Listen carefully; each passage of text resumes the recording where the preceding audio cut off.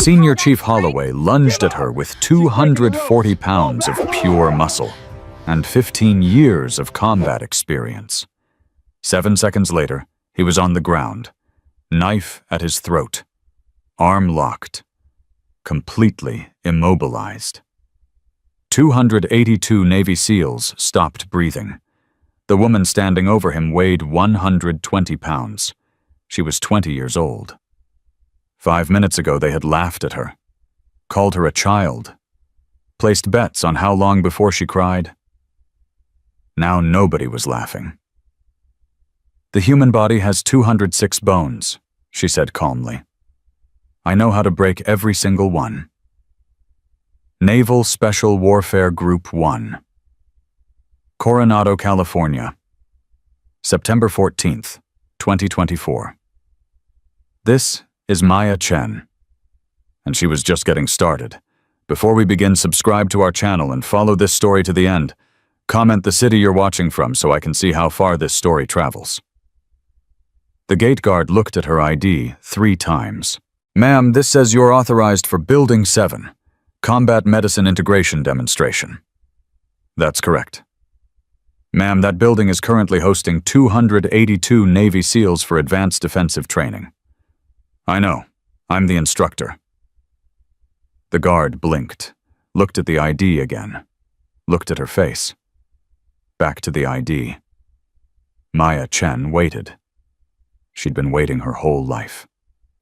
A few more seconds didn't matter. "Ma'am, you're 20 years old.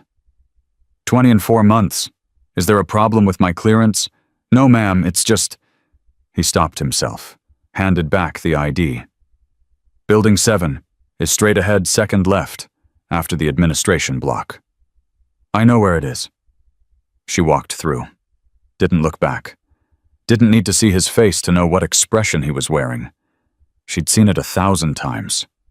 Confusion, disbelief. The particular kind of doubt that came from looking at a 5'4", 120-pound young woman and trying to reconcile that image with words like combat and instructor and Navy SEALs. Her boots hit the concrete in steady rhythm. 40-pound medical ruck on her back. No rank insignia visible. No awards displayed. Nothing to announce who she was or why she was here. That was deliberate. Master Chief Thomas Reed watched from his office window on the 2nd floor of the administration building. Coffee in his left hand, phone in his right. The voice on the other end belonged to Admiral Catherine Walsh, Commander of Naval Special Warfare Command. "She's through the gate," Reed said. "How does she look?" "Small, young, exactly like she's supposed to look." "Good. Holloway still doesn't know. Nobody knows except you, me, and Lieutenant Morrison, and Morrison won't say a word. He owes her his legs." A pause on the line. "Tom, if this goes wrong, it won't. If Kane realizes why she's really there, he won't realize until it's too late. That's the whole point." Reed set down his coffee, watched Maya Chen disappear around the corner of Building 3. Such a small figure against the massive concrete structures of the base. Such an ordinary-looking young woman walking into an extraordinary situation. "Admiral, I've been doing this for 31 years. I've trained more SEALs than I can count. I've seen combat in 4 different theaters. I've watched men I respected fall apart under pressure, and men I doubted rise to occasions that would have broken anyone else. Your point. My point is that Maya Chen is the single most dangerous person who's ever walked through that gate, and not one of those 282 men has any idea what's about to hit them." Building 7 smelled like sweat and testosterone. Maya pushed through the propped-open door and felt 282 pairs of eyes turn toward her simultaneously. The noise level dropped from loud conversation to confused murmur to absolute silence in approximately 3 seconds. She walked to the front of the room. Didn't hurry. Didn't slow down. Just walked like she'd walked 1,000 times before, into spaces where no one expected her and no one wanted her. The SEALs were arranged in loose formation, standing in groups that reflected their team structures. Trident insignias everywhere. Muscles built by years of brutal training. Faces hardened by combat deployments in places most Americans couldn't find on a map. And now, standing in front of all of them, a young woman who looked like she should be studying for college exams. Someone laughed. Low, quickly stifled. But it was enough. Maya set down her ruck, unzipped the top compartment, started pulling out medical supplies and arranging them on the table beside her. Hemostatic gauze, tourniquets, chest seals, nasopharyngeal airways, the tools of her trade, every movement precise, every placement intentional. "Is this a joke?" The voice came from the middle of the formation. "Senior Chief Derek Holloway." Maya didn't need to look up to know who was speaking. She'd studied his file. 38 years old, 240 pounds, 3 combat deployments, known for his aggressive leadership style and his vocal opinions about women in special operations. She kept arranging her supplies. "I asked you a question." Holloway pushed through the men in front of him, moving toward the front. "Is this some kind of joke? Did someone lose a bet?" Maya placed the last chest seal on the table, straightened up, met his eyes. "No joke, no bet. I'm here to demonstrate defensive protocols for combat medics operating in high-threat environments." Holloway stopped 3 feet from her. The size difference was almost comical. He had over 100 pounds on her, nearly a foot of height, hands that could crush her throat without effort. "You're here to teach us something."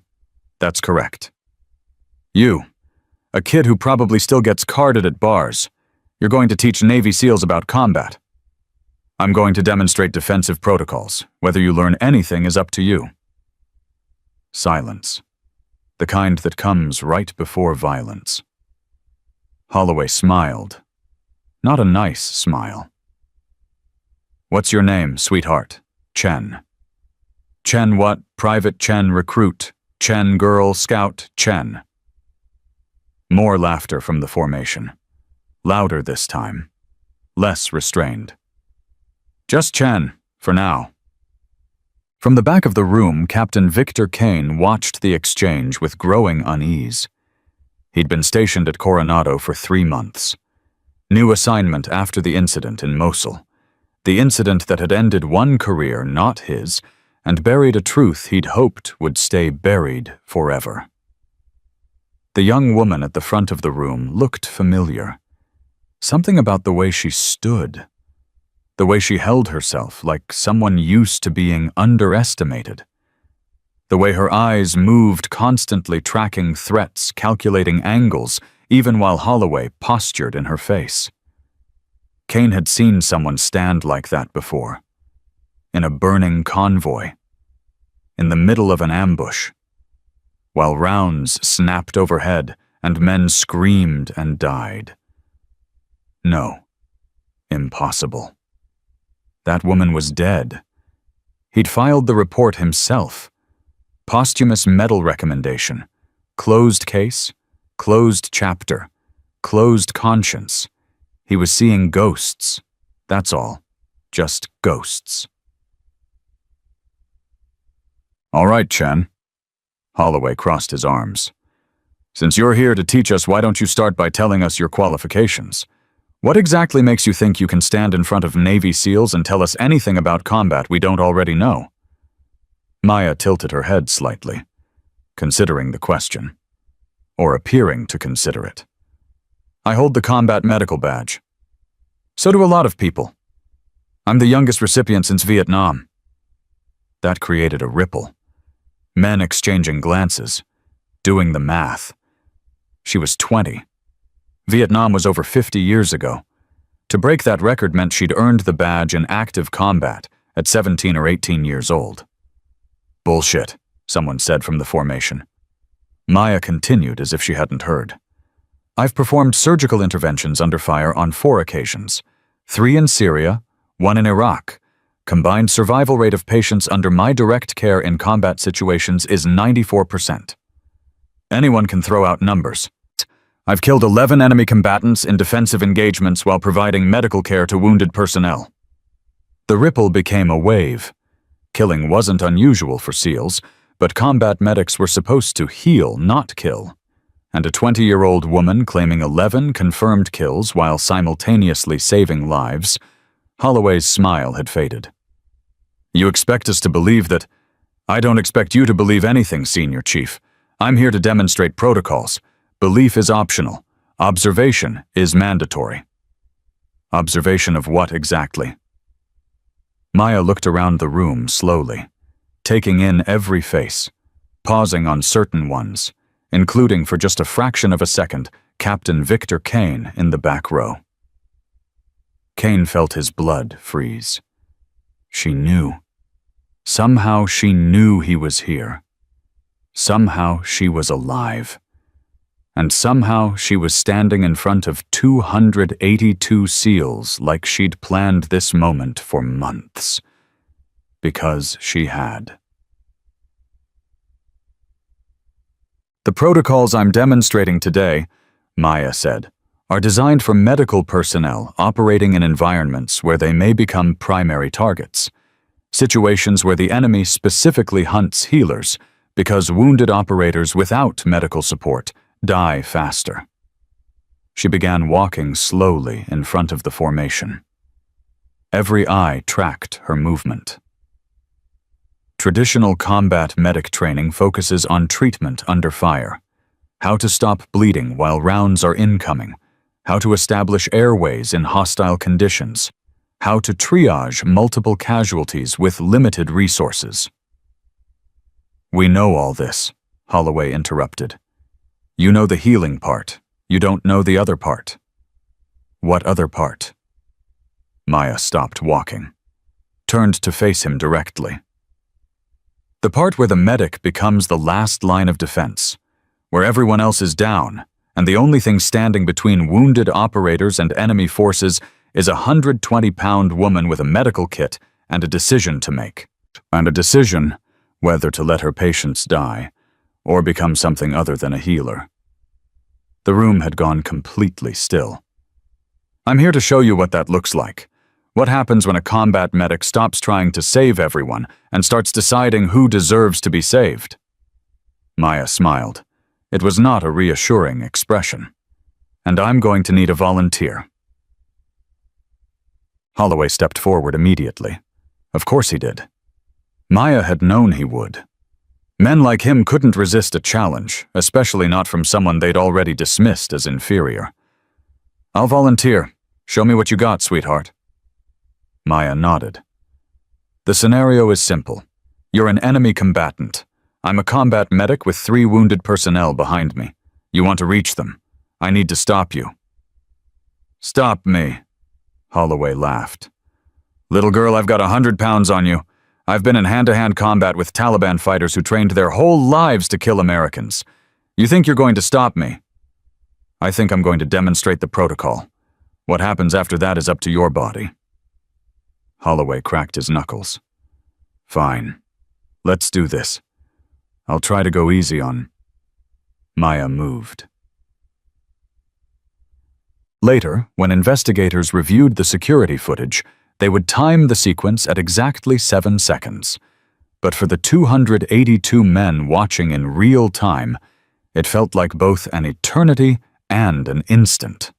First-second Holloway was still finishing his sentence when Maya closed the distance between them. Not a lunge, not a charge, something smoother, like water flowing downhill. Second.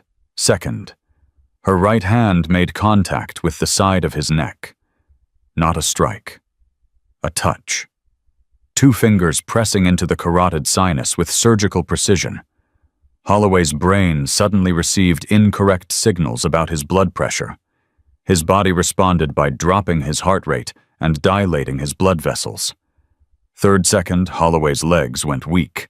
Not paralyzed, just suddenly unreliable. He stumbled slightly, tried to catch himself. Fourth second, Maya's left hand shot out in 3 rapid movements, 3 pressure points, the brachial plexus cluster in his right shoulder, the median nerve at his inner elbow, the ulnar nerve at his wrist.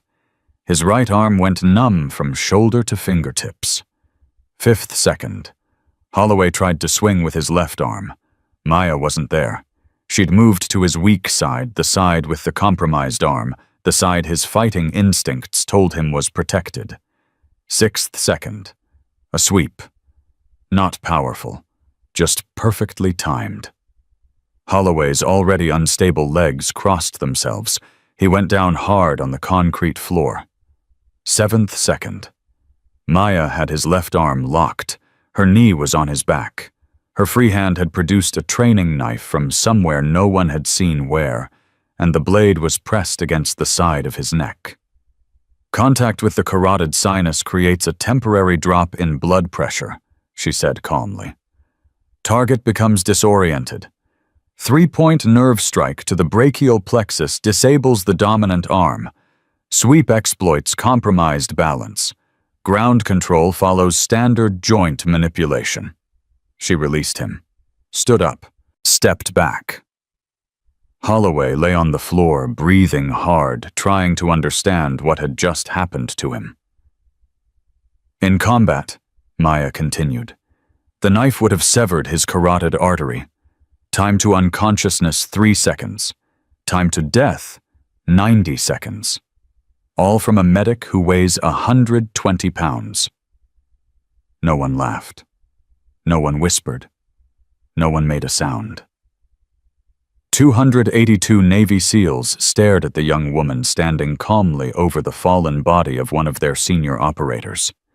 And in the back of the room, Captain Victor Kane felt his world beginning to collapse. Get up, Senior Chief. Maya extended her hand. Holloway stared at it for a moment. Then slowly he reached up and let her pull him to his feet. His right arm was still tingling. His pride was worse. What the hell was that? Defensive Protocol 7, designed for medical personnel facing physically superior opponents, emphasizes anatomical knowledge over brute strength. You could have killed me. In 7 seconds, yes. But killing you wasn't the objective. The objective was demonstrating that size and strength aren't the only factors in combat effectiveness. Holloway rubbed his neck where she'd pressed on his carotid. Where did you learn that? Maya's expression shifted. Something flickered behind her eyes. A shadow of memory. I learned it the same place I learned everything else, Senior Chief, by being told I didn't belong and having to prove otherwise. She turned back to the formation. Every face wore the same expression now, not contempt, not amusement, not something closer to respect. And for some, something closer to fear. Who's next? 3 more SEALs stepped forward over the next hour. Petty Officer 2nd Class Roberts, 61210. Specialist in close quarters combat. Maya put him down in 11 seconds using a different protocol, this one targeting the vestibular system, disrupting his balance by manipulating pressure points near his ears. Lieutenant Junior Grade Dawson, 5'11", 190, former wrestler with 17 years of grappling experience. Maya let him take her to the ground, then demonstrated how a combat medic could use anatomical knowledge to escape pins and holds that would trap conventionally trained fighters. Chief Petty Officer Martinez, 6'3", 250, the biggest man in the room. Maya didn't fight him at all. Instead, she demonstrated how to evade, redirect, and escape, because sometimes the protocol wasn't about winning. It was about surviving long enough for backup to arrive.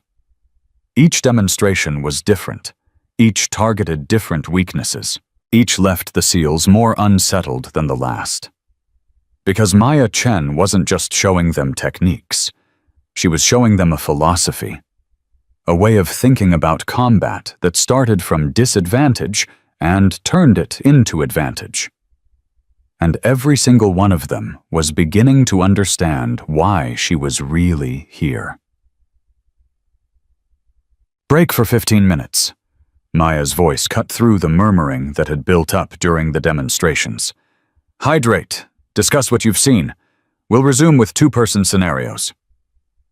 The formation dissolved into clusters of men talking in low voices. Maya walked to the side of the room, pulled a water bottle from her ruck, drank slowly. Footsteps approached. Heavy, deliberate. She didn't need to turn around. Captain Kane, she said, I wondered when you'd come talk to me. Kane stopped beside her, close enough to speak privately, far enough to maintain the appearance of casual conversation. You're supposed to be dead. I get that a lot. I filed the report myself. Posthumous medal recommendation. Your family was notified. My family doesn't exist. Another thing you didn't bother to verify before you left me in that burning convoy. Kane's jaw tightened. The situation was untenable. Enemy forces converging from multiple positions. Command ordered immediate withdrawal. Command ordered withdrawal of all surviving personnel. Maya finally turned to look at him. I was surviving, Captain. You just decided I wasn't worth the risk. You were pinned under the vehicle. We couldn't extract you in time. I extracted myself, dislocated my own hip to get free. Then I saved 3 of your men while you were running for the evac point. Kane's face had gone pale. Morrison survived because I performed spinal stabilization for 17 minutes while insurgents tried to overrun our position. Morrison survived because I killed 2 of them with my sidearm while keeping pressure on his wound with my other hand. Morrison survived because I didn't leave him behind. She let that last word hang in the air between them. Unlike some people. What do you want? Kane's voice was tight, controlled.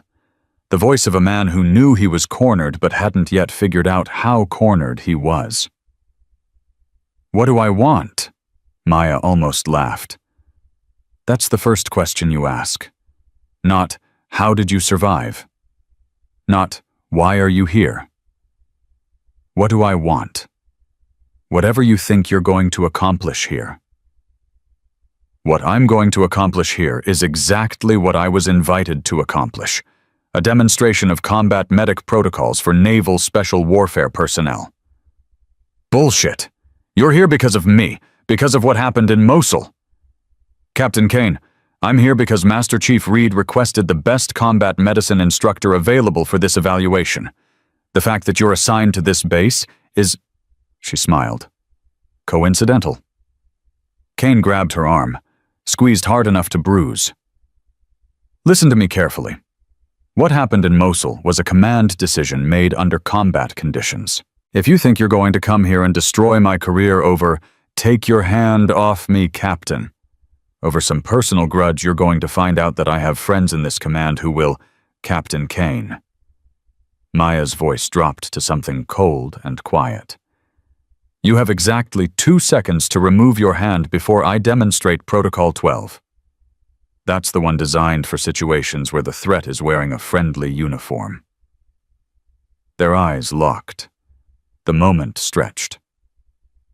Kane released her arm. This isn't over, he said. No. Maya agreed. It's not, but it's also not what you think. I'm not here to destroy your career, Captain. I'm here to show 282 SEALs what a combat medic can do. And what about what I did? Maya picked up her water bottle, took another slow drink, set it down. The truth about what you did is going to come out today, but I won't be the one to reveal it. She started walking back toward the center of the room. You will. The afternoon session began with two-person scenarios. Maya demonstrated how a combat medic could coordinate with an armed operator to establish defensive perimeters around wounded personnel, how to communicate under fire, how to prioritize threats, how to make split-second decisions about who to save and who to let go. The SEALs were engaged now. Actually engaged. Asking questions. Volunteering for scenarios. Treating her with the respect they'd denied her that morning. But Maya kept watching the back of the room. Kept watching Captain Kane. Kept waiting for the moment she'd been planning for 6 months. At 1600 hours, the door to Building 7 opened. Every head turned. A wheelchair rolled through. The man in the wheelchair was young. Late 20s. SEAL trident visible on his uniform. Legs strapped into the chair's supports because they couldn't support themselves.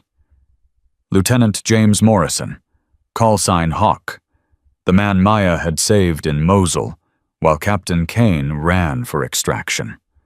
Morrison rolled himself to the front of the room, stopped beside Maya, looked out at the formation. "Afternoon, gentlemen." Murmurs of recognition. Morrison had been a legend in the teams before his injury, one of the best operators in the Pacific Fleet. His spinal trauma in Mosul had ended his field career, but he'd been working rehabilitation for 6 months, and his presence here today was no accident. "Most of you know what happened to me. IED in Mosul, March of this year. I was told I'd never walk again." He paused, looked at Maya. "What you don't know is who kept me alive long enough to hear that prognosis." The room went silent. "The woman standing next to me is the reason I'm here. Not because she saved my life, though she did that, but because she did it after being abandoned by the convoy commander, after being told her life wasn't worth the risk of extraction." Morrison's voice hardened. "She did it while pinned under burning wreckage, with a dislocated hip, while insurgents tried to overrun our position. She killed 2 of them with one hand while keeping pressure on my spine with the other." 282 pairs of eyes shifted to Maya, then to the back of the room, where Captain Kane stood frozen. "The official report says I survived because of favorable field conditions. The official report says Maya Chen died in the attack. The official report says the convoy commander made the right call." Morrison wheeled himself forward. "The official report is a lie, and the man who wrote it is standing in this room." Kane broke, not immediately, not dramatically, just broke. Like a structure that had been carrying too much weight for too long, finally giving way. He pushed through the formation, walked toward the front of the room. His face showed everything: fear, guilt, shame, the desperate calculation of a man trying to figure out how to survive exposure. "Lieutenant Morrison." His voice shook. "This is neither the time nor the place for what, sir? For telling the truth. For personal allegations that I have the footage, Captain." Maya's voice cut through like a blade. Kane stopped, turned to her. "What? My tactical camera survived the explosion. 17 minutes of recording. Your voice on the radio saying, 'Leave her. She's not worth the risk.' My voice responding that I had 3 wounded who couldn't move. Your voice saying, 'That's not my problem.'" The room had become a held breath. "I have the recording, Captain. I've had it for 6 months, and I've been waiting for exactly this moment to decide what to do with it." "You're lying." "Am I?" Maya reached into her ruck, pulled out a small device, held it up. "Want me to play it right here in front of everyone?" Kane's face went gray. "Or," Maya continued, "you could tell them yourself, right now. What really happened in Mosul. How you left me to die because you didn't think a combat medic was worth risking your men. How you falsified the after-action report to cover your tracks. How you recommended me for a posthumous medal because dead women can't contradict official records." The SEALs were watching Kane now. All of them. 282 men who had devoted their lives to a code of honor that included never leaving anyone behind. 282 men waiting to hear what their captain had to say. "I made a call." Kane's voice was barely audible. "What was that, Captain?" Morrison asked. "I don't think everyone heard you." "I made a call." Louder now, defensive. "In combat, under pressure, with enemy forces closing in, and a timeline that you left me behind." Maya's voice was calm, almost gentle. "You looked at me pinned under that vehicle, and you decided I wasn't worth saving. Not because extraction was impossible, 3 of your men volunteered to stay and help. You ordered them back to the convoy.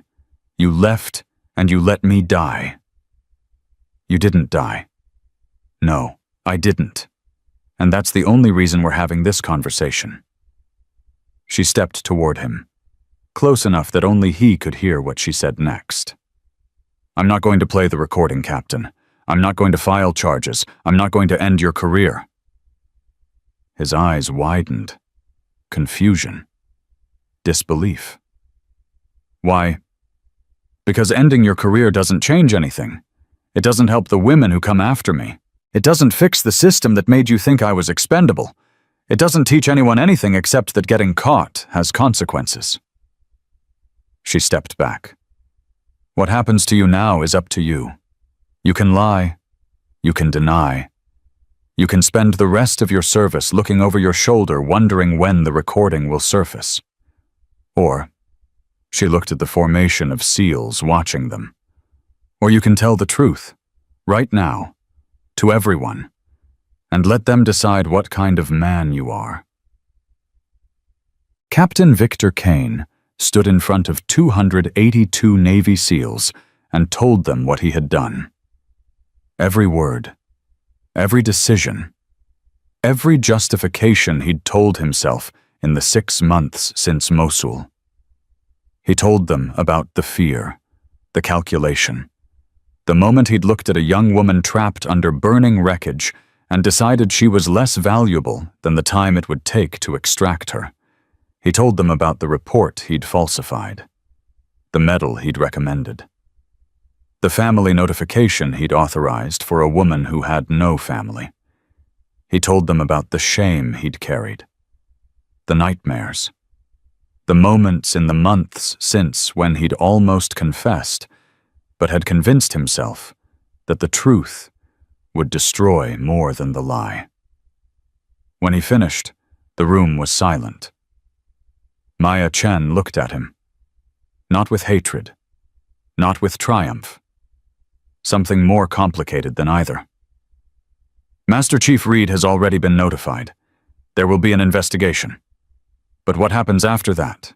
She shrugged. "That's between you and your conscience." She turned to address the formation. "This demonstration is over.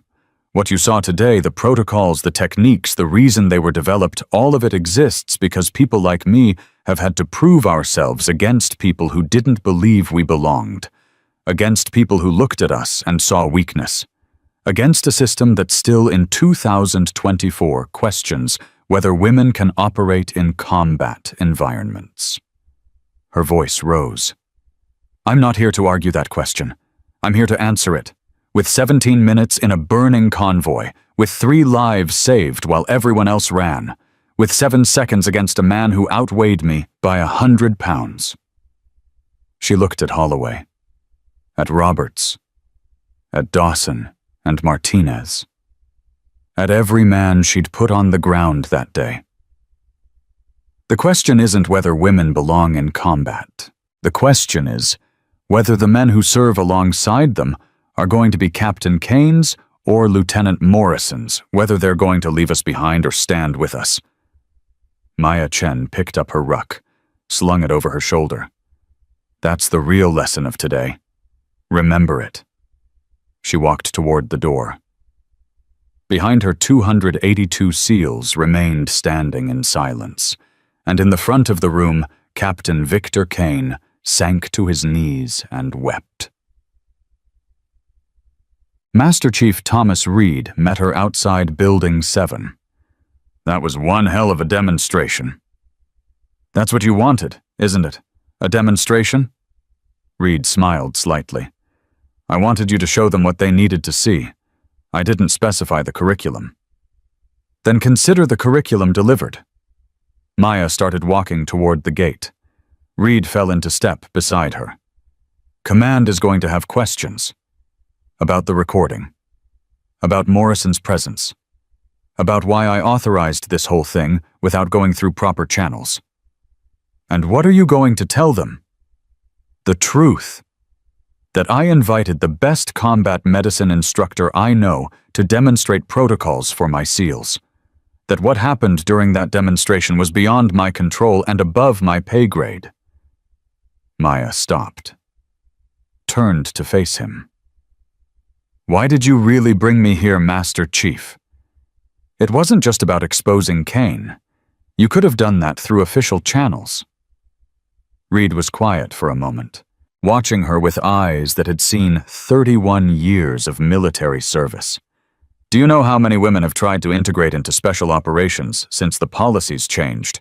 I know the numbers. Do you know how many of them washed out? Not because they failed physically, because they were broken systematically by men who didn't want them there, hazed, harassed, sabotaged, made to feel so unwelcome that quitting seemed like the only option. Maya said nothing. I've watched it happen for years. Good women, capable, qualified, dedicated women destroyed by a culture that saw them as threats instead of assets. And I couldn't stop it because I didn't have proof. I didn't have an example. I didn't have someone who could stand in front of 200 SEALs and show them that everything they believed about women in combat was wrong. He pointed at her. Now I do. And that changes everything. Maya Chen stood at the gate of Naval Special Warfare Group 1 as the sun began to set over the Pacific. Her phone buzzed. Text message from Morrison. Kane turned himself in to base security. Full confession. Investigation starting tomorrow. Reed wants to talk to you about a permanent position. She read it twice. Put the phone away. Behind her, the base was quiet. 282 SEALs were processing what they'd witnessed. Some would change. Some wouldn't. But none of them would forget. That was the beginning. Maya shifted the ruck on her shoulder and walked through the gate. She had more work to do. 3 days passed before Master Chief Reed's call came through. Maya was in her temporary quarters on the naval base San Diego when her phone buzzed at 0600. She'd been awake for an hour already, running through the same memories she'd been running through for 6 months. The convoy. The fire. The 17 minutes that had changed everything. Chen, my office, 0800. Bring your service record. The line went dead. Maya stared at the phone for a long moment. Then she started getting ready. She arrived at Reed's office at 0755. His aide waved her through immediately, which meant either very good news or very bad news. In Maya's experience, early meetings rarely fell in between. Reed was standing at his window when she entered. He didn't turn around. Close the door. She closed it. Sit down. She remained standing. Reed finally turned. His face was unreadable. 31 years of military service had taught him how to hide everything behind a mask of professional neutrality. Kane's confession triggered a JAG investigation. They've been reviewing his service record for the past 72 hours. You know what they found? I can guess. Mosul wasn't the first time. Reed's voice was flat. There were 2 other incidents, both involving female personnel. Both involving decisions that conveniently left women in positions where their survival was unlikely. Maya felt something cold settle in her stomach. He did this before. A female helicopter pilot in Afghanistan, 2019. His team was extracted while she was left to evade capture on foot for 3 days. She made it out, but barely. The official report blamed mechanical failure for why the bird couldn't wait. And the second, a female intelligence officer in Syria, 2021. Kane's team pulled out of a compound while she was still inside gathering materials.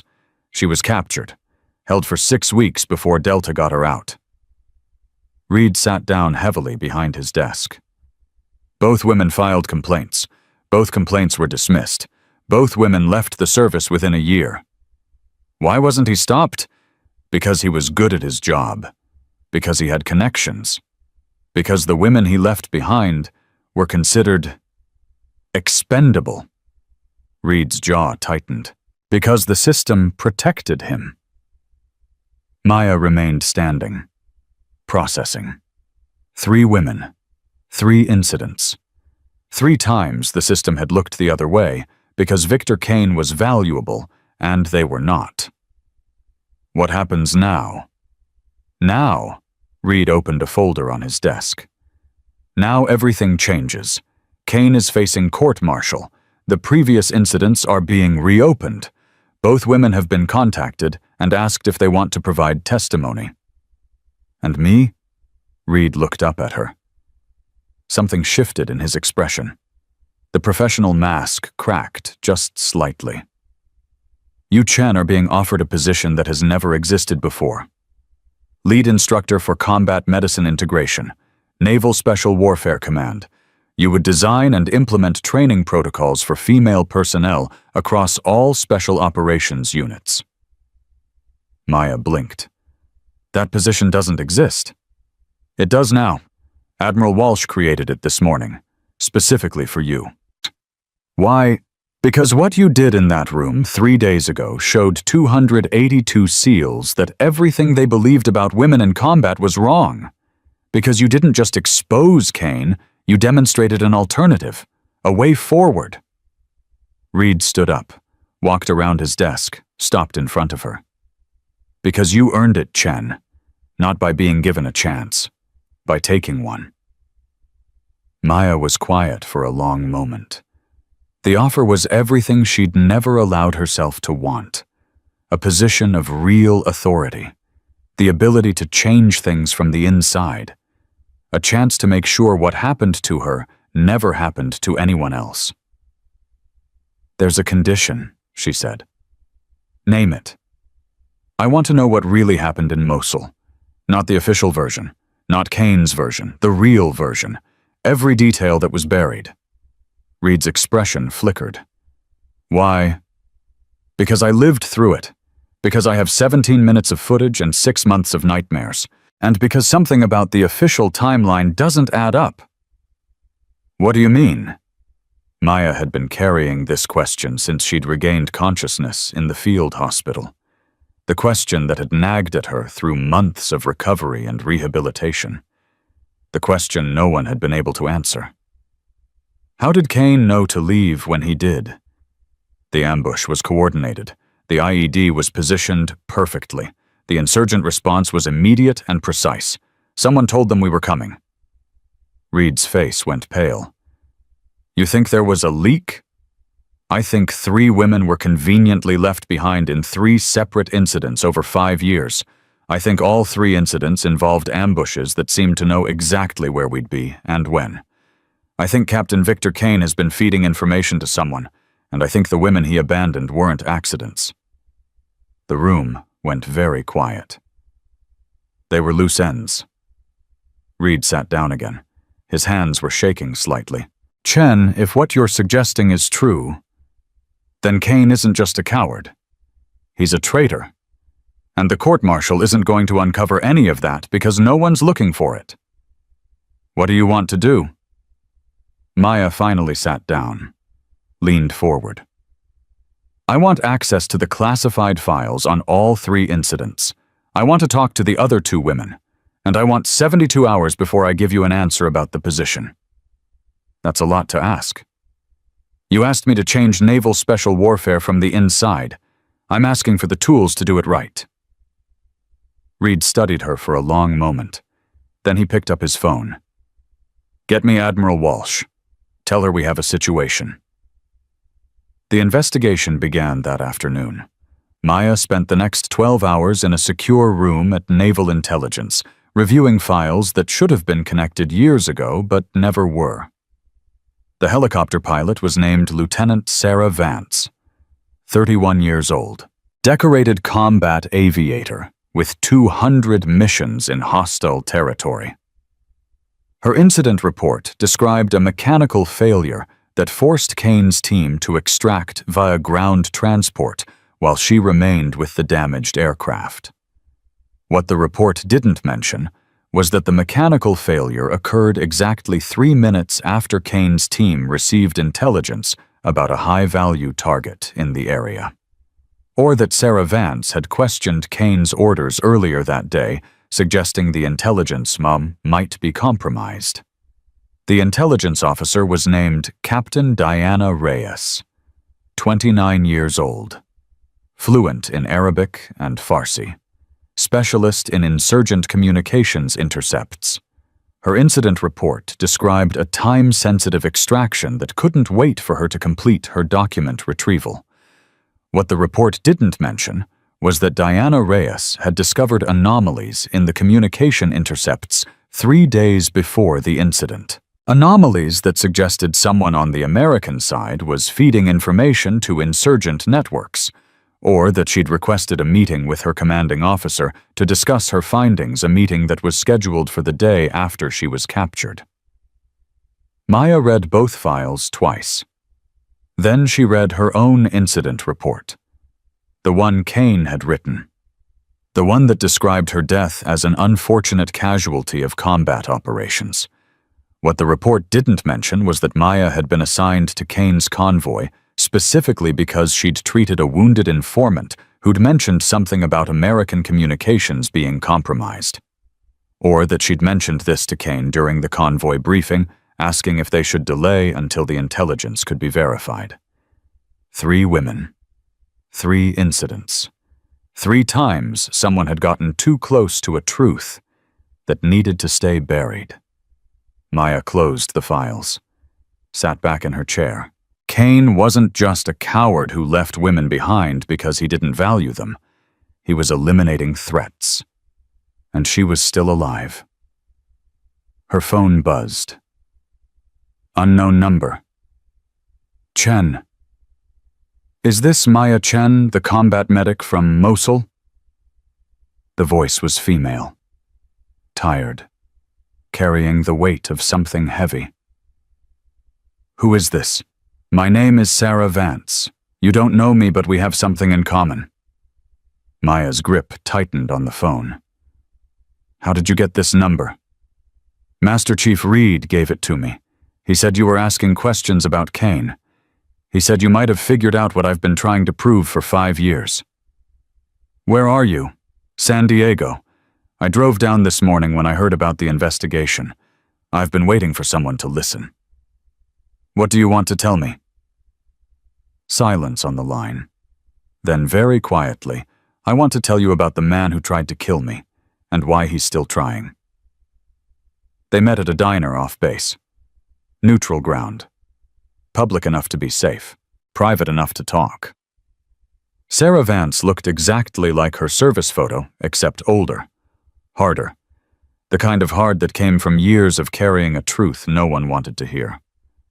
I know what you're thinking, she said, as Maya slid into the booth across from her. I look like hell. You look like someone who's been fighting alone for too long. Sarah laughed. It wasn't a happy sound.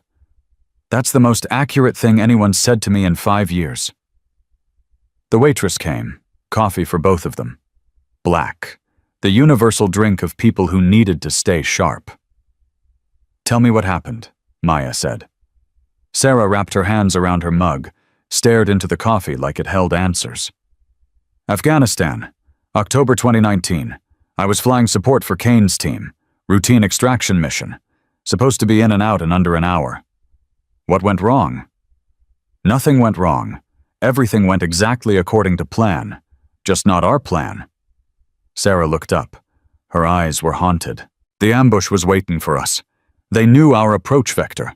They knew our extraction point. They knew exactly when we'd be most vulnerable. It was like they had our operational brief. Because they did. Sarah nodded slowly. I figured that out about 3 hours into my evasion. When I realized the insurgents weren't searching randomly, they were following a pattern that matched the alternate routes I'd filed in my flight plan. Did you report it? I tried. When I finally made it back to base, I filed a formal complaint alleging that our mission had been compromised by someone with access to classified operational details. I specifically named Kane as a person of interest because he was the only one who had access to both the primary and alternate routes. What happened? The complaint was dismissed. Insufficient evidence. Kane's commanding officer wrote a letter commending his decisive leadership under fire and recommending him for a Bronze Star. Sarah's voice cracked. They gave him a medal for leaving me to die. Maya reached across the table, took Sarah's hand. He's not getting any more medals. I promise you that. The second call came that night. Maya was back in her quarters trying to process everything Sarah had told her when her phone rang again. Different unknown number. Chen. My name is Diana Reyes. I understand you've been asking about Victor Kane. Maya sat up straight. Captain Reyes, I read your file today. Then you know what he did to me. I know what the official record says. I'm more interested in what it doesn't say. A pause. Diana's voice was steadier than Sarah's. Controlled. The voice of someone who'd had years to process her trauma and turn it into cold, hard purpose. The official record doesn't say that I discovered evidence of a mole in naval special warfare 3 days before I was captured. It doesn't say that I tried to warn my commanding officer and was told to wait until the mission was complete. It doesn't say that Victor Kane personally volunteered to lead the extraction team that left me behind. How did you survive? 6 weeks of interrogation, waterboarding, sleep deprivation, beatings. They wanted to know what I'd discovered about the compromised communications. I gave them nothing. Diana's voice hardened. Do you know what they told me, Maya? During one of the sessions, they told me that I'd been delivered to them, that someone on the American side had promised them an intelligence officer who was getting too close to the truth. They told me I was payment for services rendered. Maya felt sick. Kane sold you. Kane sold all of us. Sarah, me, you, anyone who got too close to whatever operation he's been running. We weren't just collateral damage. We were currency. Do you have proof? I have 6 weeks of memories I'd rather forget. I have patterns that no one in official channels wanted to see. I have 5 years of watching the man who tried to kill me get promoted while I was medically retired for psychological issues. Diana's voice broke for the first time. I have nightmares, Maya. Every night. About what they did to me. About what he let them do to me. And until 3 days ago, I had nothing. No one who believed me. No one who was willing to look at the evidence and see what I saw. What changed 3 days ago? You did. You stood in front of 200 SEALs and made Victor Kane confess. You proved that it was possible to fight back and win. Maya closed her eyes. 3 women. 3 lives destroyed. 3 chances for the truth to come out, all of them buried by a system that protected its own. Diana, I need you to come to San Diego. I need you to tell your story to the same people who are investigating Kane. I need you to help me prove that what he did wasn't just cowardice. It was treason. Will they listen? They're going to listen, because this time we're not going to give them a choice. The meeting happened 2 days later. Admiral Catherine Walsh, Master Chief Thomas Reed, Maya Chen, Sarah Vance, Diana Reyes, Lieutenant James Morrison.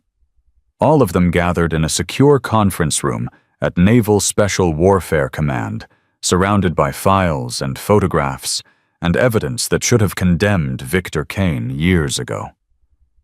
Admiral Walsh listened to each woman's testimony without interruption. When they finished, She was quiet for a long moment. "You're telling me that Captain Kane has been operating as a foreign asset for at least 5 years.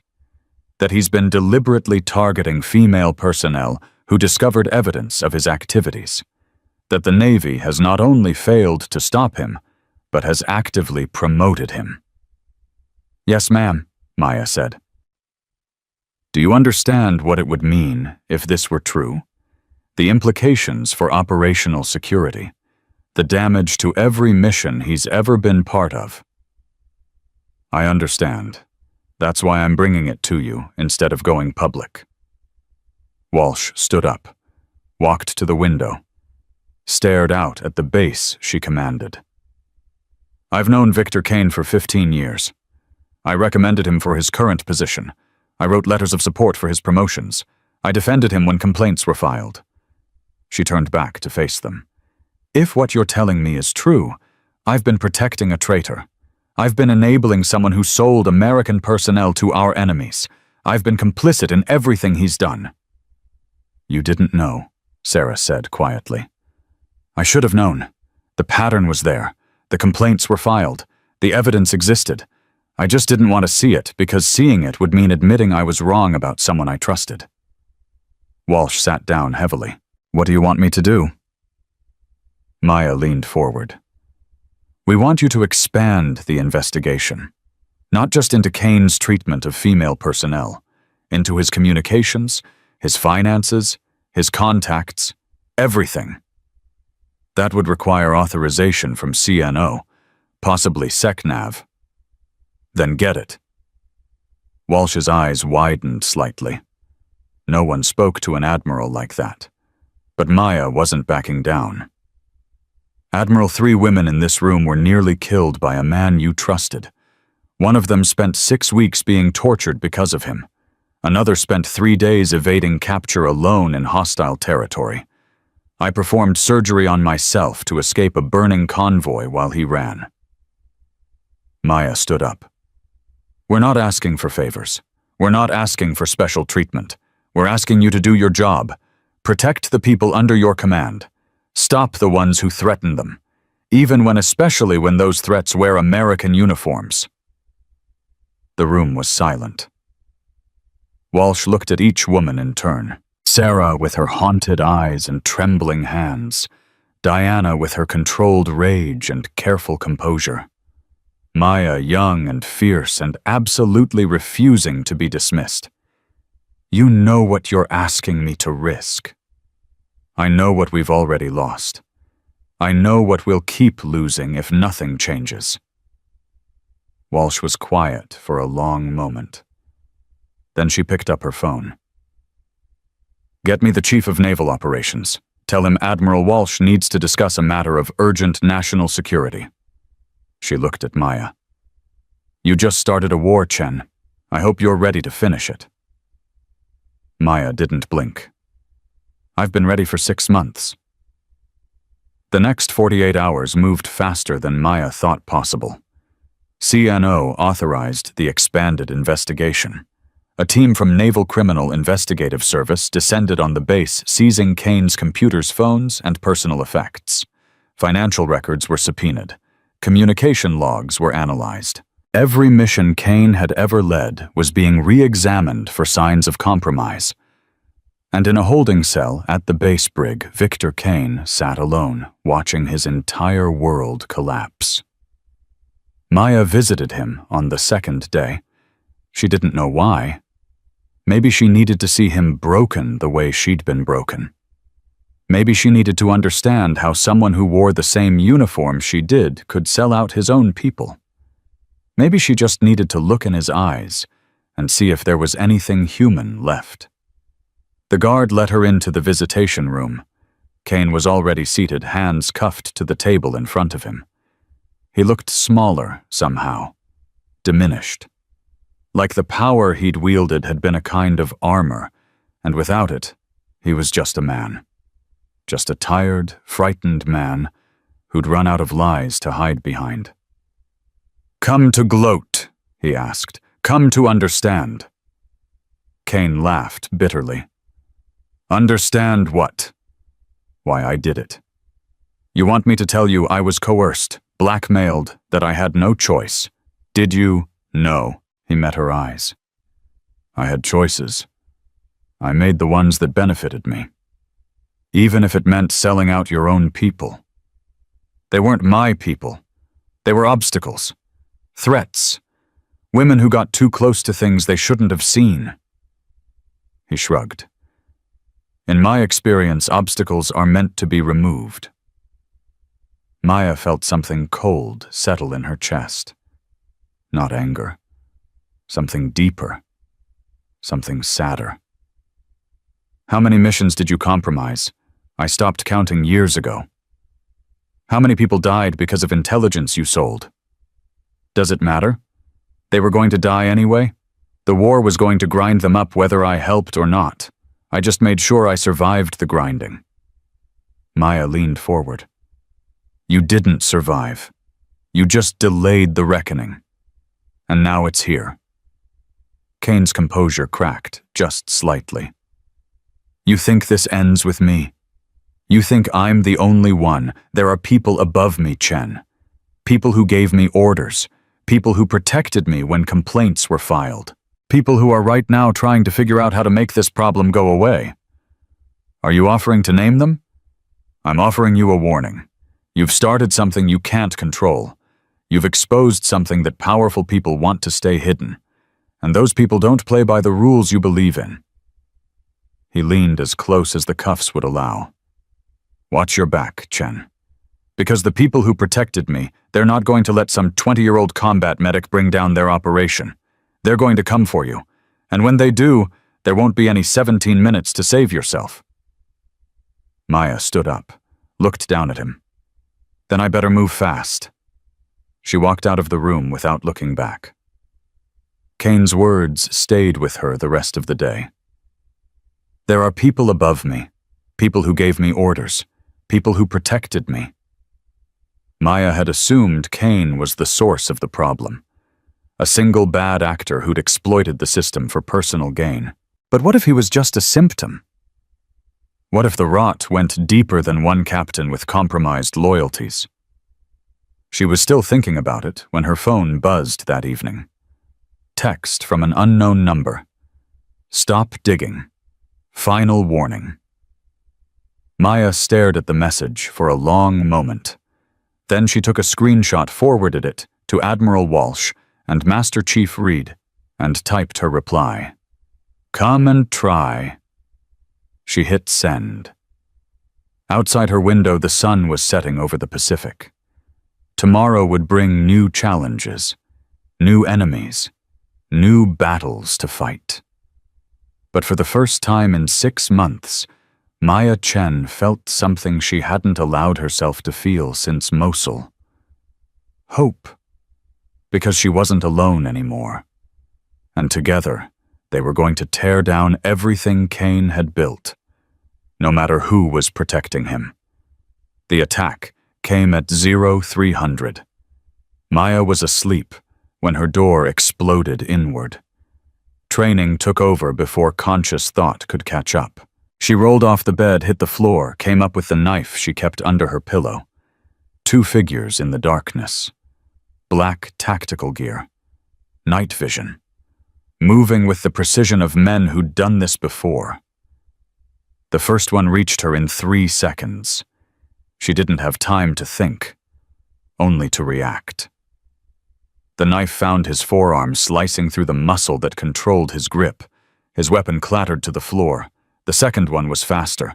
He caught her wrist twisted, tried to force her to drop the blade. Maya let him think he was winning. Let him pull her close. Then she drove her forehead into his nose and felt cartilage shatter. He stumbled back. She kicked his knee sideways. He went down, screaming. The first attacker was recovering, reaching for his weapon with his uninjured hand. Maya threw the knife. It buried itself in his shoulder, pinning him to the wall behind him. 7 seconds. 2 men down. She grabbed the fallen weapon, checked the magazine, swept the room. Clear. Hallway. Clear. No additional threats visible. Her hands were shaking. Adrenaline surge. Normal. Expected. She forced herself to breathe. Then she called Master Chief Reed. "Someone just tried to kill me." Reed arrived in 12 minutes with a security team. By then, Maya had both attackers restrained and was sitting on her bed, still holding the weapon, still wearing the blood-spattered t-shirt she'd been sleeping in. "Talk to me," Reed said. "2 shooters. Breached my door at 0300, professional, coordinated. They weren't trying to capture me." "How do you know?" Maya pointed to the man pinned to the wall by her knife. Suppressed weapons. No restraints. No vehicle waiting for extraction. This was a hit, not a snatch. Reed crouched beside the first attacker, pulled off his balaclava. The face underneath was unfamiliar. White male 30s, no distinguishing features. "You know him. Never seen him before." Maya's voice was flat, controlled. The voice of someone who'd been in shock and had forced herself out of it through sheer will. "But I'm betting his fingerprints are in a database somewhere." Reed looked at her for a long moment. "You took down 2 armed professionals with a knife, and no backup. I took down 2 armed professionals who thought I'd be an easy target." Maya finally set down the weapon. "They won't make that mistake twice." "You think there'll be a twice?" Kane warned me. "He said there were people above him, people who protected him, people who would come for me." She met Reed's eyes. He was right. The fingerprints came back within the hour. Both men were former military, dishonorable discharges, last known employment with a private security firm called Black Ridge Solutions, the same firm, as it turned out, that had contracts with the Department of Defense for sensitive operations in the Middle East. The same firm that had been investigated twice for alleged involvement in illegal arms sales. The same firm whose CEO had served alongside Victor Kane in Afghanistan 15 years ago. Maya read the intelligence report 3 times.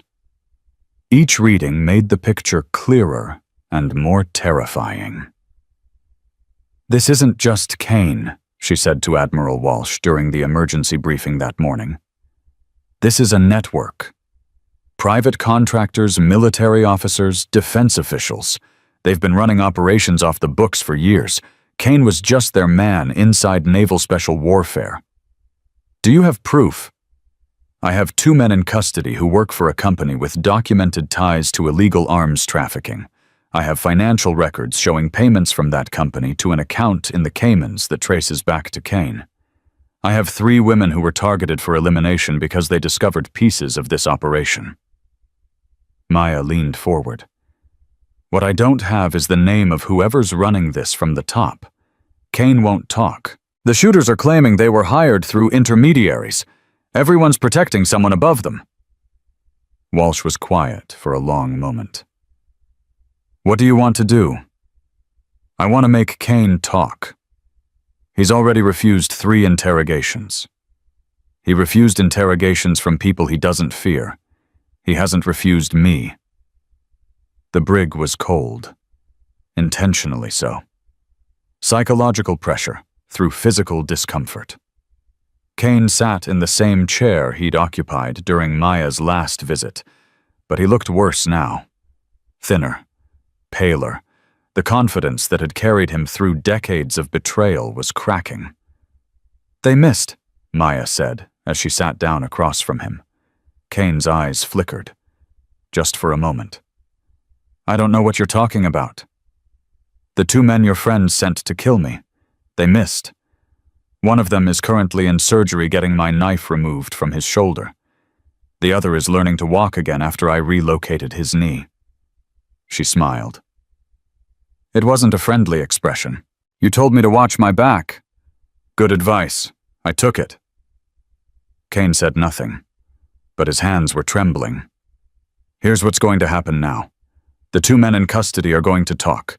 They're going to name names, and when they do, whoever sent them is going to realize that you're a liability, that you know too much, that leaving you alive to potentially cut a deal is a risk they can't afford.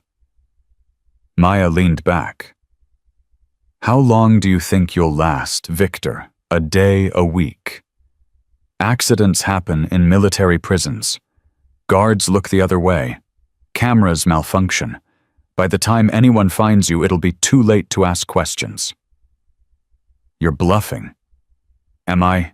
You tried to have me killed 12 hours ago, and I'm sitting here alive. The people you work for failed. They don't tolerate failure. You know that better than anyone. Kane's composure shattered. I'm not talking. If I talk, I'm dead anyway. At least this way. At least this way you die with whatever honor you think you have left. Maya laughed. Cold. Sharp. You have no honor, Victor. You sold out your country. You sold out your people. You tried to kill 3 women because they got too close to the truth. Whatever happens to you now is exactly what you deserve. She stood up, started walking toward the door. Wait. Maya stopped, didn't turn around. If I give you a name, Kane said slowly, what do I get? You get to live long enough to testify. After that, you get whatever the court decides. That's not enough. It's all you're going to get. Now Maya turned. You don't have leverage anymore, Victor. The only value you have is the information in your head, and every hour you refuse to share it, that information becomes less valuable. She walked back to the table, sat down, stared at him with eyes that had seen 17 minutes of hell and survived. One name. That's all I'm asking. Give me the person at the top of this operation and I'll make sure you're alive long enough to see them fall. Kane was quiet for a very long time. Then he said a name. And everything Maya thought she knew about this conspiracy shattered. Say that again. Rear Admiral Marcus Webb. Kane's voice was barely a whisper. He runs the whole thing. Has for 20 years. The private contractors, the arms deals, the intelligence sales. All of it flows through him. Maya felt the room spin slightly. Rear Admiral Marcus Webb, Deputy Commander of Naval Special Warfare Command. The man who had written Kane's performance evaluations.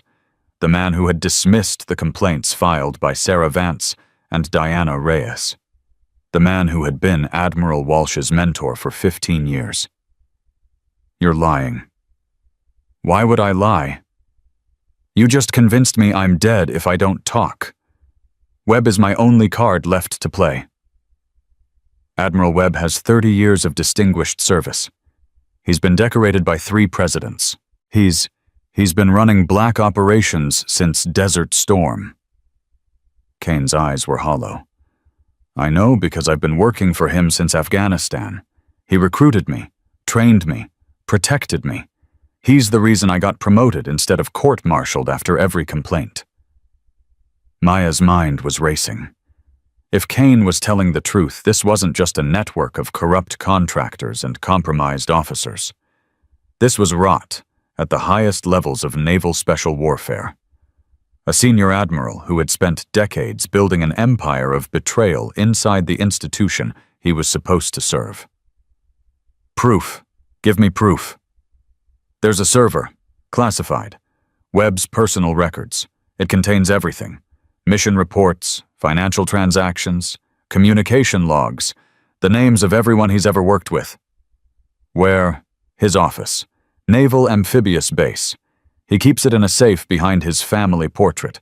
The combination is his daughter's birthday, November 3rd, 1992. Maya stared at him. You're giving me everything. I'm giving you what you need to bring him down. What happens after that? Kane shrugged. I'll be dead before the trial anyway, either by his people or by my own conscience. At least this way I take him with me. Maya processed this for a long moment. Kane wasn't asking for mercy. He wasn't trying to save himself. He was trying to destroy the man who had made him into a monster. Revenge. The last motivation of the damned. I need you to write down everything you just told me. Names, dates, locations, everything you know about Webb's operation. And then, And then I'm going to do something very stupid. Admiral Walsh's face went pale when Maya told her. Marcus Webb. You're telling me Marcus Webb is running an illegal intelligence operation inside my command. That's what Kane says. He's given me details, the location of evidence, the names of other people involved. Kane could be lying. This could be an attempt to deflect blame onto someone else. It could be. But if it's true and we don't act... Maya let the implication hang. Walsh sat down heavily. Her hands were shaking. I've known Marcus for 20 years. He was at my wedding. He helped me get my first command. He recommended me for this position. Which means he's had access to everything. Every operation. Every personnel decision. Every piece of intelligence that flows through this command. God. Walsh pressed her hands against her face. If this is true, how many missions were compromised? How many people died because of him? We won't know until we find that server. Walsh looked up. You want to search a rear admiral's office based on the testimony of a man facing treason charges. I want to search a rear admiral's office based on the testimony of a man who has nothing left to lose. Kane knows he's finished. He's not trying to save himself. He's trying to burn down the empire that created him. And if he's wrong, if this is all a lie designed to waste our time while the real conspirators escape... Maya met her eyes. Then I'll take the fall. This will be my operation. My responsibility. If it goes wrong, you court-martial me instead of him. That's insane. That's the only way forward. You can't authorize a search of Webb's office without evidence. I can break in and find the evidence that justifies the search. Walsh was quiet for a long moment. You'd throw away your career for this. I almost died for this. Twice. My career is the least of what I'm willing to sacrifice. The silence stretched. 2,300 hours, Walsh finally said. Webb will be at a reception at the officers' club. His office will be empty for at least 2 hours. You'll have a window. I'll need access codes. I'll make sure the security system experiences a temporary malfunction. And if I get caught... Walsh's expression hardened. Don't get caught. Naval Amphibious Base Coronado. 2317 hours. Maya moved through the corridors like a ghost. Black tactical gear. No identification. The skills she'd learned in combat medicine, moving quietly, quickly, invisibly served her now in ways she'd never anticipated. Webb's office was on the 3rd floor of the administrative building. 2 guards at the main entrance, none on the upper floors. Security cameras that, according to Walsh's promise, were experiencing technical difficulties. She reached the office door at 2322, picked the lock in 45 seconds, slipped inside. The portrait was where Kane said it would be. A family photo. Webb with his wife and daughter at some formal event. Happy smiles hiding decades of betrayal. Maya moved the portrait aside, found the safe, entered the combination. The door clicked open. Inside a server drive, a stack of folders, 3 burner phones, and a pistol with a suppressor attached. Maya photographed everything before touching it. Then she pulled out the server drive and connected it to a portable terminal she'd brought with her. The files were encrypted. But the encryption was military standard, and military standard meant military vulnerabilities. It took her 12 minutes to crack the first layer. What she found made her blood run cold. 23 years of records, mission compromises dating back to Somalia, names of intelligence assets sold to foreign governments, financial records showing millions in payments routed through offshore accounts, communication logs with contacts in Russia, China, Iran, and half a dozen terrorist organizations. And photographs. Dozens of photographs. Webb meeting with men Maya recognized from CIA watch lists. Webb shaking hands with arms dealers. Webb at locations he should never have been doing things that would have gotten any other officer executed. Marcus Webb hadn't just been running an illegal operation.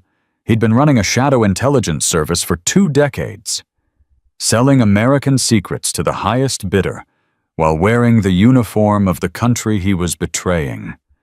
Maya's hands were shaking as she downloaded the files, not from fear, from rage. How many people had died because of this? How many missions had failed? How many families had received folded flags because a rear admiral had decided their loved ones were expendable? She thought about Sarah Vance evading capture for 3 days because Webb needed to protect his operation. She thought about Diana Reyes tortured for 6 weeks because she'd gotten too close to the truth. She thought about herself bleeding and broken in a burning convoy while Victor Kane ran. All of it led back to this office, to this man, to this server full of evidence that would bring down not just one traitor, but an entire network of them. The download finished at 23:41. Maya disconnected the terminal, put everything back exactly as she'd found it, closed the safe, replaced the portrait. She was reaching for the door when she heard footsteps in the corridor. Heavy, deliberate, coming closer. No time to hide, no time to escape.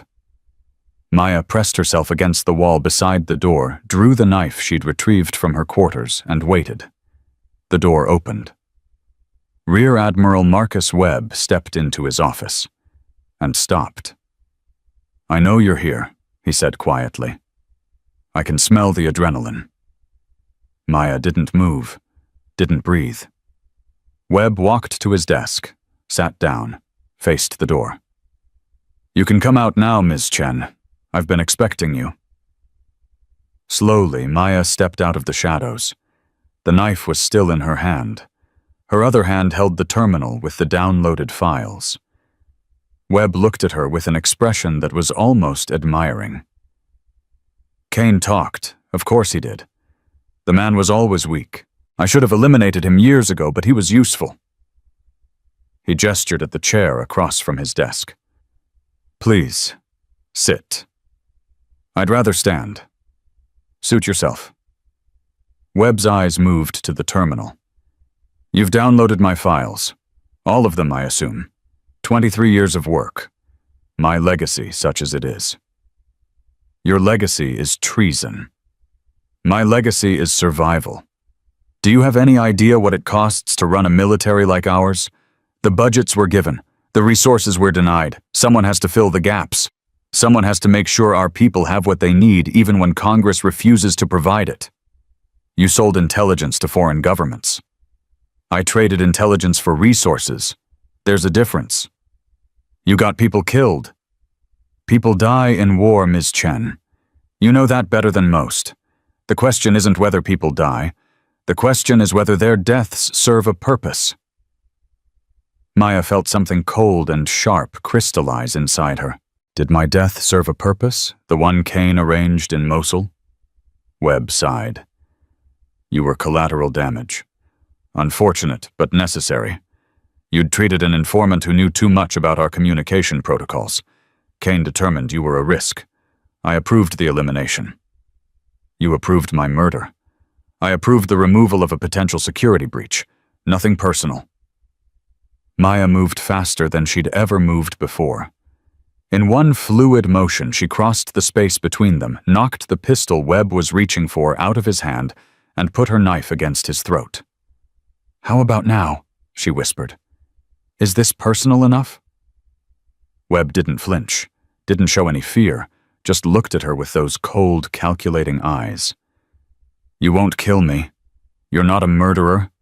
You're a healer who learned to fight. There's a difference. Try me. If you kill me, you become exactly what I am. Someone who decides who lives and who dies based on convenience. Is that what you want?" The knife pressed harder. A thin line of blood appeared on Webb's throat. "You tried to have me killed. twice. You destroyed the lives of 3 women who trusted the uniform you wear. You betrayed everything this country stands for. And you'll bring me to justice, the proper way. Because that's who you are." Webb smiled slightly. "I've read your file, Ms. Chen. Every evaluation, every commendation, every note from every commander you've ever served under. Do you know what they all say? Enlighten me. They say you're incorruptible, that you believe in something bigger than yourself, that you'd sacrifice everything for the people you serve." His smile widened.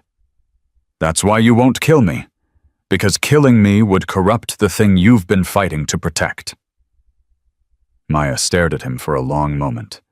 Then she stepped back, lowered the knife. "You're right. I'm not going to kill you." Relief flickered in Webb's eyes. "I'm going to watch you destroy yourself." She held up the terminal. "This isn't just evidence of your crimes. It's evidence of everyone you've worked with, every admiral, general, contractor, and politician who ever took your money or shared your information. When this goes public, they'll all turn on each other. They'll all try to cut deals by giving up someone bigger." Maya moved to the door. "You built a network based on mutual self-interest. When that self-interest points toward destroying you to save themselves, how long do you think your friends will stay loyal?" Webb's face went gray. "You wouldn't. The damage to national security. The damage was done 23 years ago when you started selling our secrets. All I'm doing is cleaning up the mess." She opened the door. "Goodbye, Admiral. Enjoy your last few hours of freedom. I'm told federal prison is very educational."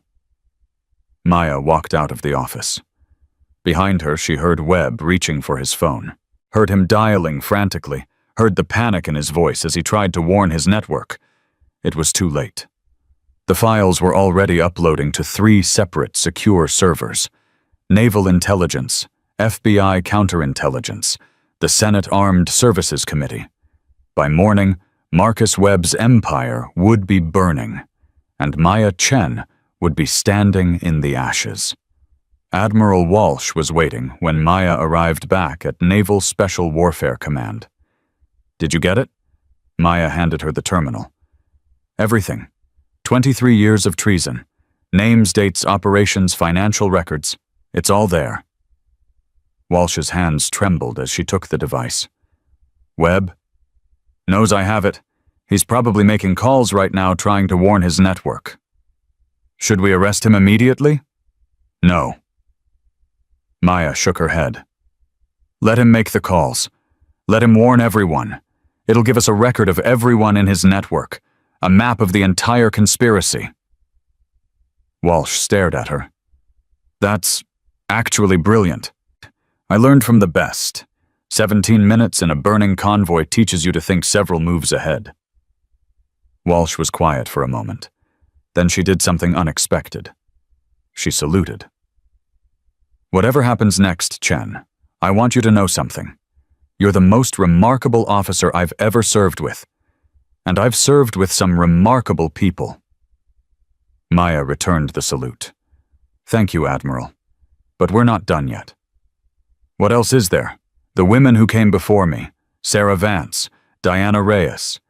They deserve to know it's over. They deserve to see the man who tried to destroy them brought to justice." Walsh nodded slowly. "Make the calls. Tell them it's done." Maya pulled out her phone.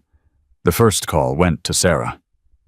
"It's over," Maya said when she answered. "We got him. We got all of them."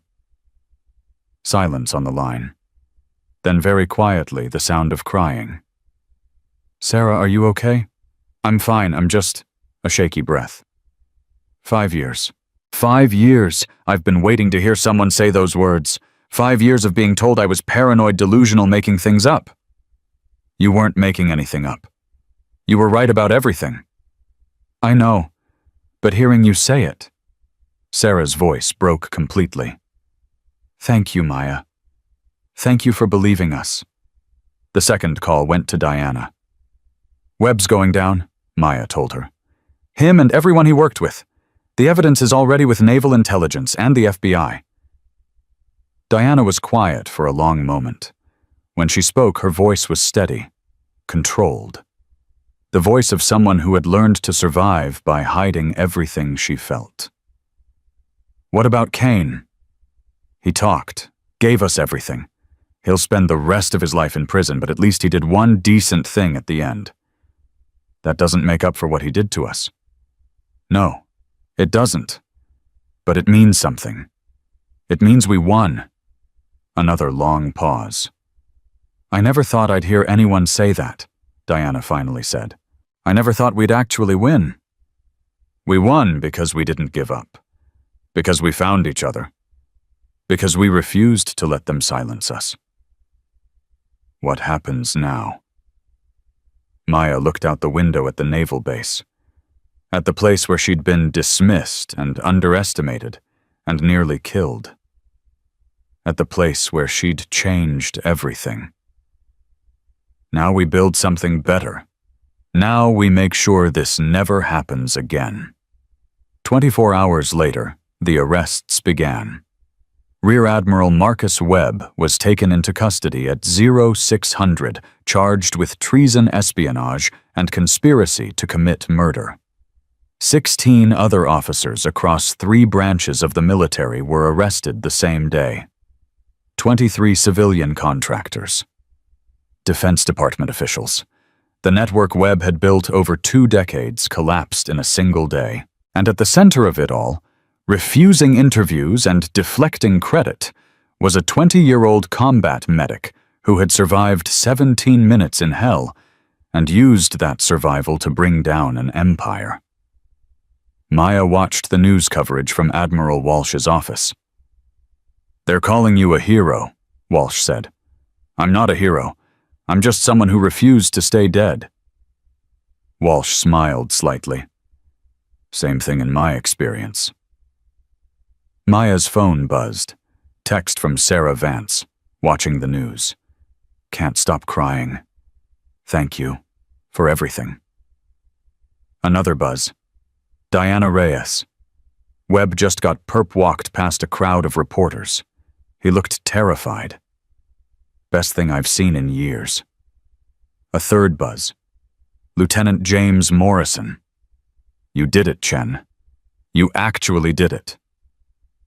"Drinks are on me, forever." Maya put away her phone, looked at Admiral Walsh. "What happens to me now?" "Now," Walsh slid a folder across her desk. "Now you take the position I offered you. Lead instructor for combat medicine integration. You design the program. You choose the curriculum. You train the next generation of women who want to serve in special operations." Maya opened the folder, read the terms, read the authority she was being given.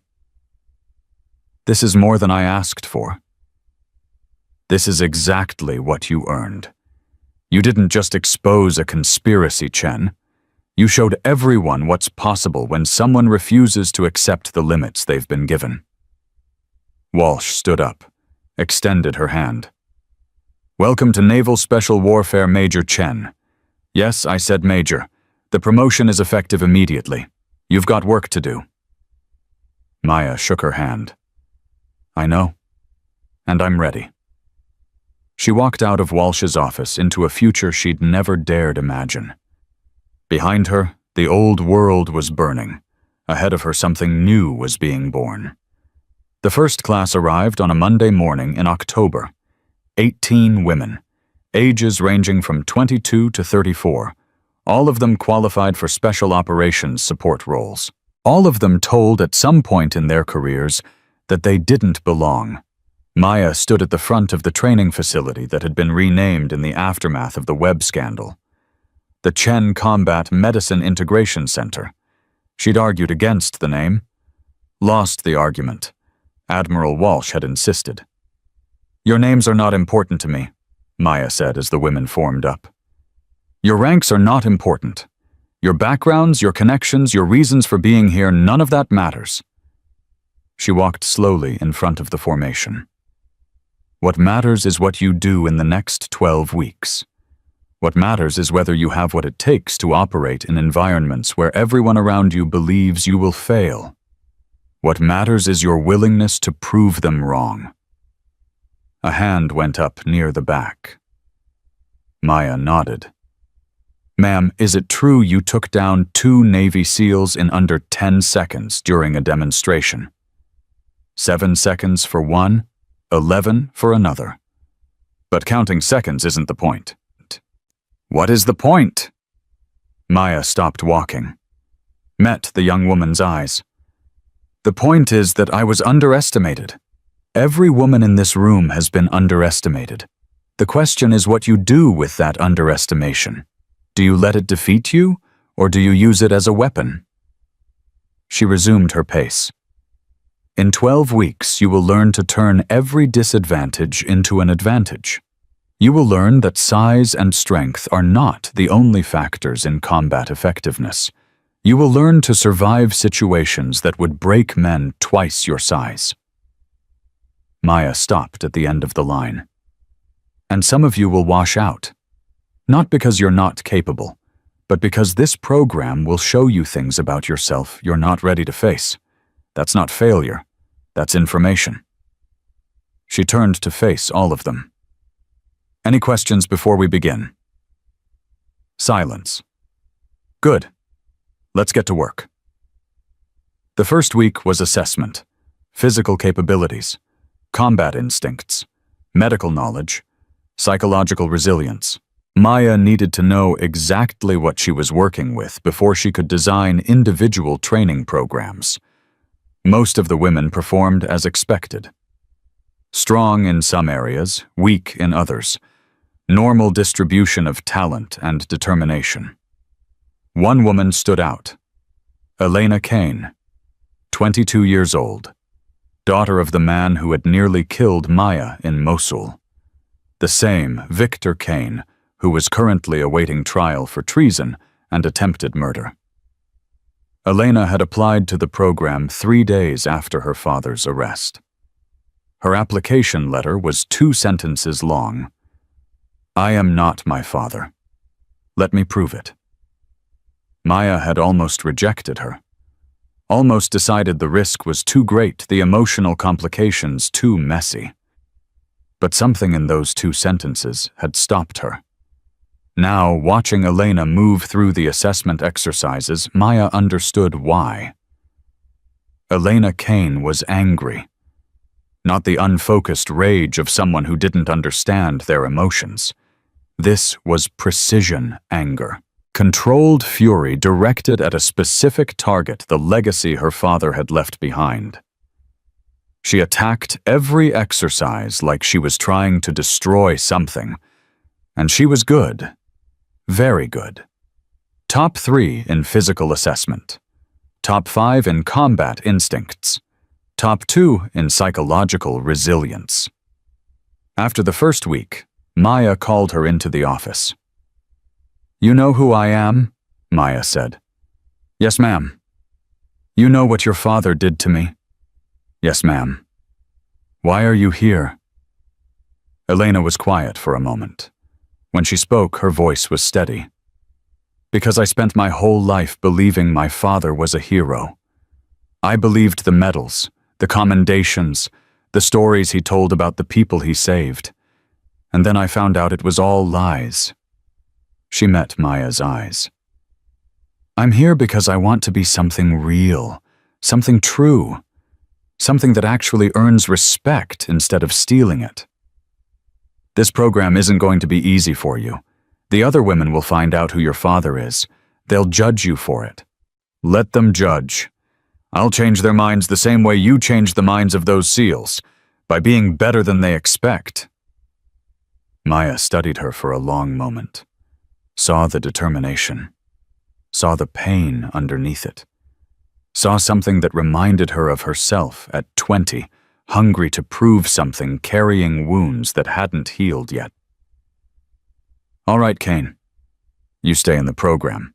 But understand this, I'm not going to go easy on you because of your father, and I'm not going to go hard on you because of your father. You'll be treated exactly the same as everyone else. That's all I'm asking for. Dismissed. Elena turned to leave. Stopped at the door. Ma'am. What? Thank you. For giving me a chance. Don't thank me yet. You haven't survived week 2. The nightmares started in week 3. Maya had been expecting them. The stress of running the program, the constant reminders of what she'd survived, the presence of Victor Kane's daughter, all of it was stirring up memories she'd spent months trying to bury. The convoy, the fire, the 17 minutes. She woke at 0300, drenched in sweat, heart-pounding hands, reaching for a weapon that wasn't there. The room was dark and quiet, but in her mind, she was still in Mosul, still pinned under burning wreckage, still making the choice to dislocate her own hip, because the alternative was dying. She got up, splashed water on her face, stared at herself in the mirror. 20 years old, major in the United States Navy, youngest woman to hold her position in the history of special operations, and falling apart inside. She didn't go back to sleep. Instead, she went to the training facility and ran. 5 miles, 10 miles, 15 miles, until her legs gave out and her lungs burned and the memories finally mercifully stopped screaming. Sarah Vance found her at 0600 collapsed against the wall of the running track. "You look like hell," Sarah said. "I feel like hell." Sarah sat down beside her. In the 3 weeks since the arrests, she'd become something Maya hadn't expected a friend. Someone who understood what it felt like to survive something that should have killed you. Nightmares. "How did you know?" "Because I had them for 3 years after Afghanistan. Still have them sometimes." Sarah handed her a water bottle. "They don't go away. You just learn to live with them." Maya drank. "I thought I was past this. I thought bringing down Webb would fix something." Bringing down Webb fixed the external problem, the internal problem. Sarah shrugged. "That takes longer. That takes work you can't do alone." "I don't have time for therapy. I've got 18 women depending on me." "Those 18 women need you healthy. They need you whole. If you fall apart, what happens to them?" Maya was quiet for a long moment. The sky was lightening. Soon the base would wake up. Soon she'd have to be Major Chen again, confident and unshakable. "I don't know how to ask for help," she finally said.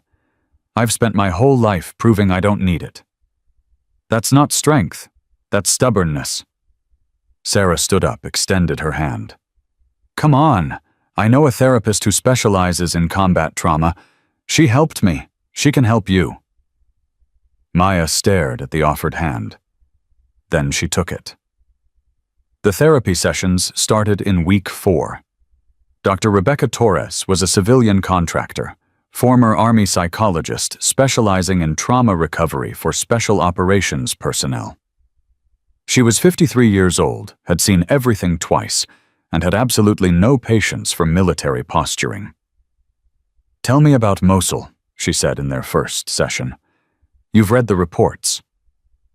"Reports tell me what happened. I want to know what you felt." Maya was silent for a long moment. "I felt angry," she finally said. "When I realized Kane had left me.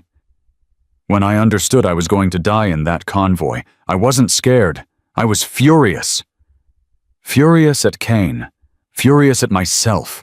For trusting the system. For believing that wearing the same uniform meant we were on the same side. What did you do with that anger?" "I used it. To dislocate my own hip. To save those 3 SEALs. To survive long enough to get revenge." Dr. Torres nodded slowly. "And now that you have your revenge, now that Kane is in prison, and Webb is facing trial, and the whole system you trusted has been exposed." Maya didn't answer. "The anger doesn't go away just because the target is gone," Dr. Torres said gently. It finds new targets. Sometimes the target is yourself. I'm not angry at myself. Are you sure?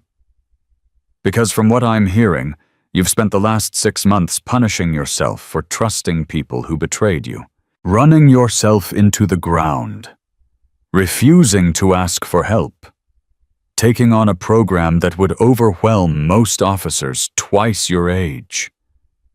Maya felt something crack inside her, a wall she'd built so carefully it had become invisible. I should have known, she whispered. I should have seen what Cain was, what Webb was. All the signs were there. You were 18 when Cain tried to kill you. You were 20 when you finally got justice. How were you supposed to see what senior officers with decades of experience couldn't see? Because I'm supposed to be better, smarter, more observant. You're supposed to be human, and humans miss things, especially when those things are being hidden by people they trust. The tears came without warning. Maya Chen, who had survived 17 minutes in hell without crying, broke down in a civilian therapist's office over words she'd needed to hear for 6 months. It wasn't your fault, Dr. Torres said. None of it was your fault. Cain made his choices. Webb made his choices. You were a victim who became a survivor, who became a warrior. That's not something to be ashamed of. Maya wiped her eyes, tried to pull herself back together. How do I stop feeling like this? How do I lead those women when I can barely hold myself together? You don't stop feeling. You learn to feel and function at the same time. You learn that vulnerability isn't weakness. You learn that asking for help is the bravest thing a warrior can do. Maya looked at her. And you keep coming to these sessions, twice a week. No excuses. That's an order. Dr. Torres smiled slightly. That's a prescription, from someone who's been where you are and knows the way out. Week 6 brought a crisis Maya hadn't anticipated. Elena Kane's father requested a visitor. Elena was the only family member who hadn't cut ties with him completely. The request went through official channels to Admiral Walsh, who forwarded it to Maya with a simple question. What do you want to do? Maya called Elena into her office. Your father wants to see you. Elena's face went blank. That careful control Maya had noticed in their first meeting deployed like armor. I know. Have you decided what you want to do? I want to tell him to rot in hell. But, Elena was quiet for a long moment. But he's still my father. He's still the man who taught me to ride a bike and helped me with my homework and came to every single one of my school plays. Her voice cracked. How do I reconcile that with what he did?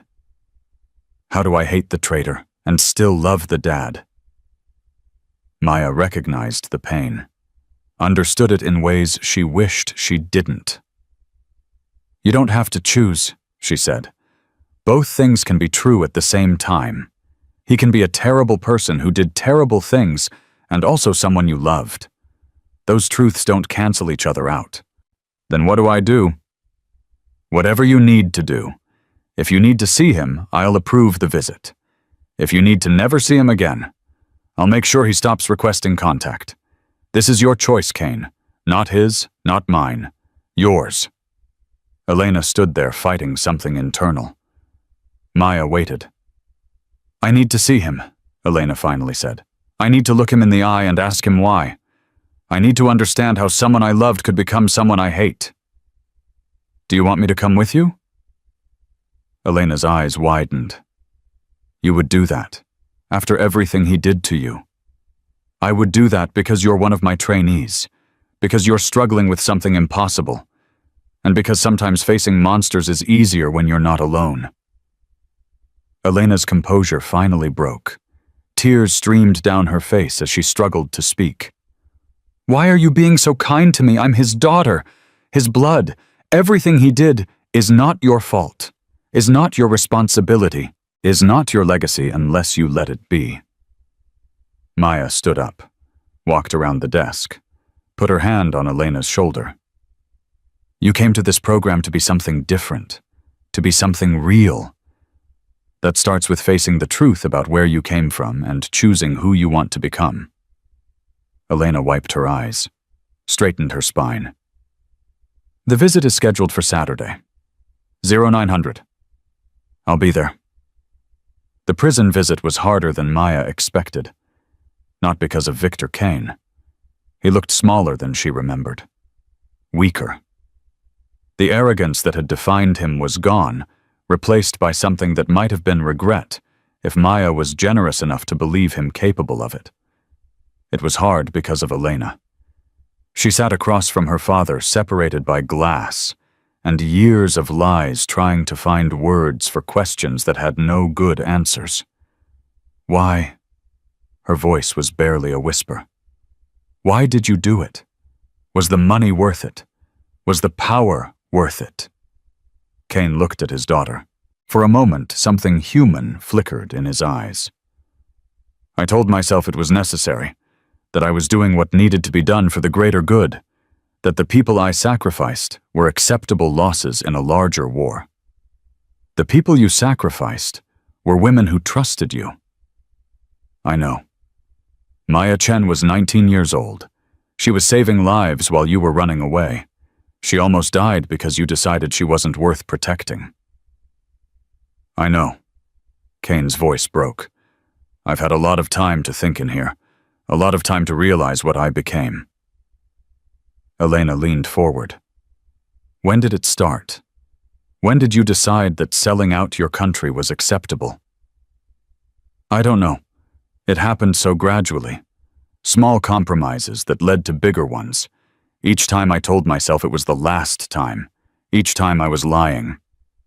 Did you ever think about me, about Mom, about what this would do to us when it came out?" Kane was silent for a long moment. "I thought I'd never get caught. I thought I was too smart, too careful, too protected. I thought—" He stopped, shook his head. "I thought a lot of things that turned out to be wrong." Elena stood up suddenly. Her chair scraped against the floor. "I came here looking for an explanation, something that would help me understand. But there isn't one, is there? You did what you did because you could, because you were selfish, because you stopped caring about anyone except yourself." "Elena, don't. Don't try to make me feel sorry for you. Don't try to explain or justify or apologize. I came here to say goodbye, Dad, because the person I loved died a long time ago. The person sitting in that chair is a stranger." She turned to leave. "Elena, please. Goodbye, Victor." She walked out without looking back. Maya found her in the parking lot, leaning against the car, shaking with suppressed emotion. "Are you okay?" "No." Elena's laugh was bitter. "I'm not okay. I'm probably never going to be okay. But at least I know the truth now. At least I don't have to wonder anymore." That's the first step. Toward what? Toward becoming whoever you want to be. You're not your father, Kane. Today proved that. You had every reason to hate me, to resent the program, to let your anger destroy you. Instead, you're here. You're fighting. You're trying to be better. Elena looked at her. How do you do it? How do you keep going after everything you've been through? Maya was quiet for a moment, thinking about the therapy sessions, the nightmares, the moments when giving up seemed so much easier than fighting. I keep going because there are people who need me to keep going. The women in the program, Sarah and Diana, Lieutenant Morrison. She paused. You. Me. You're proof that the cycle can be broken, that the sins of the father don't have to become the sins of the child. Every time I look at you, I see what's possible. That matters more than you know. Elena wiped her eyes, straightened her uniform. Then I guess I better not let you down. You won't. Week 8 brought the first real test. A field exercise designed to simulate the conditions of a combat medical emergency. 3 wounded operators. Hostile fire simulated by paintball rounds. Limited supplies. Impossible time constraints. Most of the trainees performed adequately. Some excelled. 2 washed out when the pressure became too much. Elena Kane performed perfectly. Not just adequately. Not just well. Perfectly. She moved through the chaos like she'd been born for it, making decisions in fractions of seconds, prioritizing correctly, saving all 3 simulated casualties while the rest of her team struggled to save 1. Afterward, Maya pulled her aside. That was exceptional work. Thank you, ma'am. Where did you learn to move like that? To think like that? Elena hesitated. Honestly, I've been studying you. Studying me, every after-action report you've ever filed, every training video, every account of what happened in Mosul. Elena met her eyes. You're the best combat medic in the Navy, probably in the entire military. I figured if I wanted to be something different from my father, I should learn from someone who represents the opposite of everything he was. Maya didn't know what to say. The idea that someone had been studying her, trying to emulate her, was foreign. She'd spent so long fighting to be recognized that she hadn't considered what it would mean when that recognition came. You're not me, she finally said. You can't be me. You have to be your own version of excellent. I know, but you showed me what excellent looks like. The rest is up to me. The graduation ceremony happened in week 12. 16 women. 2 had washed out. The remaining 16 had transformed from uncertain candidates into confident operators ready for assignment to special operations units across the military. Maya stood at the podium, looking out at the faces that had become familiar over 3 months of shared struggle. When you arrived here, you were told you didn't belong. You were told you were too small, too weak, too female to operate in combat environments. You were told to accept limitations imposed by people who had never bothered to test them. She paused. Today, you've proven all of them wrong. Not with words, not with arguments, with results, with performance, with excellence that cannot be denied or dismissed. Maya stepped away from the podium, walked down the line of graduates. Each of you will receive orders in the next week. Some of you will go to SEAL teams, some to Special Forces, some to Marine Raiders or Air Force Special Operations. Wherever you go, you carry this program with you. You carry the proof that capability matters more than gender. She stopped in front of Elena Kane. And some of you carry additional weight, family histories, personal demons, the knowledge that you have more to prove than your classmates. Maya's voice softened. That weight is not a burden. It's a gift. It's the fire that will forge you into something exceptional. She returned to the podium. Dismissed. Enjoy your graduation. You've earned it. The celebration afterward was loud and joyful. 16 women who had found something they hadn't expected to find: sisterhood. A bond forged in shared struggle that would last long after they scattered to assignments around the world. Maya watched from the edges, content to let them have their moment. This was their victory, their achievement. She was just the person who'd created the conditions for it. Sarah Vance found her standing alone. You look thoughtful. I'm thinking about what comes next. Class 2 Walsh already has 30 applications. Not just that. Maya turned to look at her. This is just the beginning. One program at one base. The Navy is enormous. The military is enormous. For every 16 women we graduate, there are thousands more who never get the chance. You can't save everyone, Maya. I know, but I can save more than 16 at a time. I can expand this, take it beyond Coronado, beyond the Navy. Sarah smiled. There's that ambition I remember from the briefing. The woman who took down a rear admiral because he tried to have her killed. That woman was angry. I'm not angry anymore. I'm focused. On what?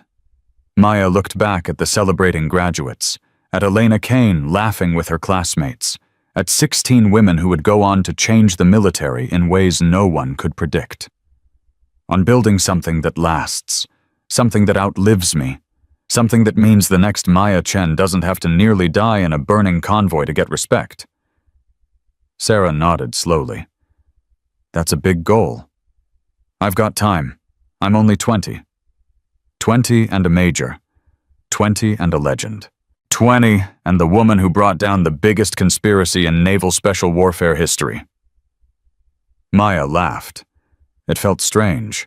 She hadn't laughed in a long time.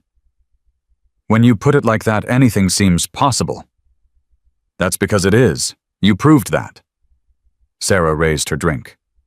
To the next 20 years. May they be slightly less traumatic than the first 20. Maya touched her glass to Sarah's. I'll drink to that. The party continued late into the night. Maya stayed until the last graduate left, making sure each woman knew how proud she was, how much they'd accomplished, how much they had to offer the world. Then she walked back to her quarters alone. The nightmares would come tonight. They always came after emotional days, but they would be different now. Less consuming, less terrifying. Because she wasn't alone anymore. Because 16 women would carry her legacy forward. Because somewhere in the darkness there was finally impossibly hope. 18 months passed faster than Maya expected. The program expanded beyond Coronado in month 6. Army Special Forces requested a satellite program at Fort Bragg. Marine raiders followed 2 months later. By the 1-year anniversary of the first graduation, the Chen Combat Medicine Integration Program operated at 7 bases across 3 branches of the military. 147 women had graduated. 43 were currently deployed in active combat zones. 11 had already performed life-saving interventions under fire. Maya kept a board in her office with their names. Every graduate, every deployment, every successful mission. It reminded her why she kept fighting on days when the nightmares got bad. The phone call came on a Tuesday morning in March. Major Chen, this is Lieutenant Kane. I'm transmitting from Forward Operating Base, Spearhead, Kandahar Province.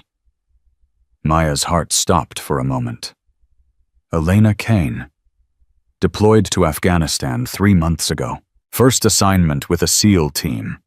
The same region where Maya had nearly died 2 years earlier. Kane, are you okay? What's happening? I'm fine, ma'am. Better than fine. Elena's voice crackled through the satellite connection. I just performed my first hot extraction under fire. Tibial plateau fracture, arterial compromise, suspected spinal involvement. Patient is stable and en route to Boardroom. Maya closed her eyes, relief flooding through her. Talk me through it. Convoy hit an IED at 0430. 3 casualties. The worst was a staff sergeant with massive lower extremity trauma. I was the only medical personnel on site. What did you do? Everything you taught me. Controlled the bleeding first. Assessed spinal risk. Made the call to move him despite potential spine injury, because the arterial damage would kill him faster than any spinal complication. That's a hard call. It was the right call. He coded twice during extraction. I brought him back both times. Elena's voice softened. I kept thinking about Mosul, about what you did for Lieutenant Morrison. I told myself if you could save 3 men while pinned under burning wreckage, I could save 1 man with a full medical kit and helicopter support. Maya felt tears prick her eyes. She blinked them away. I'm proud of you, Kane. More than you know. Thank you, ma'am. For everything. For giving me a chance when everyone else saw my father's name and assumed the worst. For teaching me that what we inherit doesn't define what we become. Static crackled on the line. I have to go. More casualties incoming from a separate incident. But I wanted you to know. I wanted you to hear it from me first. Stay safe, Kane. I will. Kane out. The line went dead. Maya sat alone in her office for a long moment, holding the phone that had just delivered the best news she'd received in 18 months. The cycle was continuing. The legacy was moving forward. And Elena Kane, daughter of a traitor, had become exactly what her father never was a hero. The trial of Rear Admiral Marcus Webb began in April. Maya was called as a witness on the 3rd day. She'd been dreading it for months. Not the testimony itself, she'd given deposition statements, recorded accounts of everything she knew. What she dreaded was seeing him again. Sitting across from the man who had ordered her death and having to maintain composure while lawyers picked apart her words. The courtroom was packed, military brass, media representatives, family members of victims. Everyone who had been touched by Webb's 23-year reign of betrayal had come to watch it end. Maya took the stand at 0900. The prosecutor walked her through the events of the past 2 years. The demonstration at Coronado, the exposure of Kane, the investigation that led to Webb, the night she'd broken into his office and downloaded the files that would convict him. Major Chen, what was going through your mind when you confronted Admiral Webb in his office? Maya looked at Webb. He stared back with dead eyes. Whatever human emotions he'd once possessed had been buried under layers of calculation and self-preservation. I was thinking about the women he tried to kill. Sarah Vance, Diana Reyes, myself. I was thinking about all the missions he compromised, all the lives he traded for money and power. Were you afraid? No, I was angry. But I'd learned by then that anger is only useful if it's controlled. So I controlled it. What did you say to him? I told him I wasn't going to kill him. I told him I was going to watch him destroy himself. Maya's voice was steady. I told him his network would turn on him the moment they realized he was a liability. And was that accurate? Look around this courtroom. 16 of his former associates are testifying against him in exchange for reduced sentences. His network didn't just turn on him. They trampled each other trying to be first in line. The prosecutor nodded. No further questions. The defense attorney rose. Young, aggressive, the kind of lawyer who thought he could win any case with enough theatrics. Major Chen, isn't it true that you broke into Admiral Webb's office without authorization? Yes. Isn't it true that you obtained evidence through illegal means?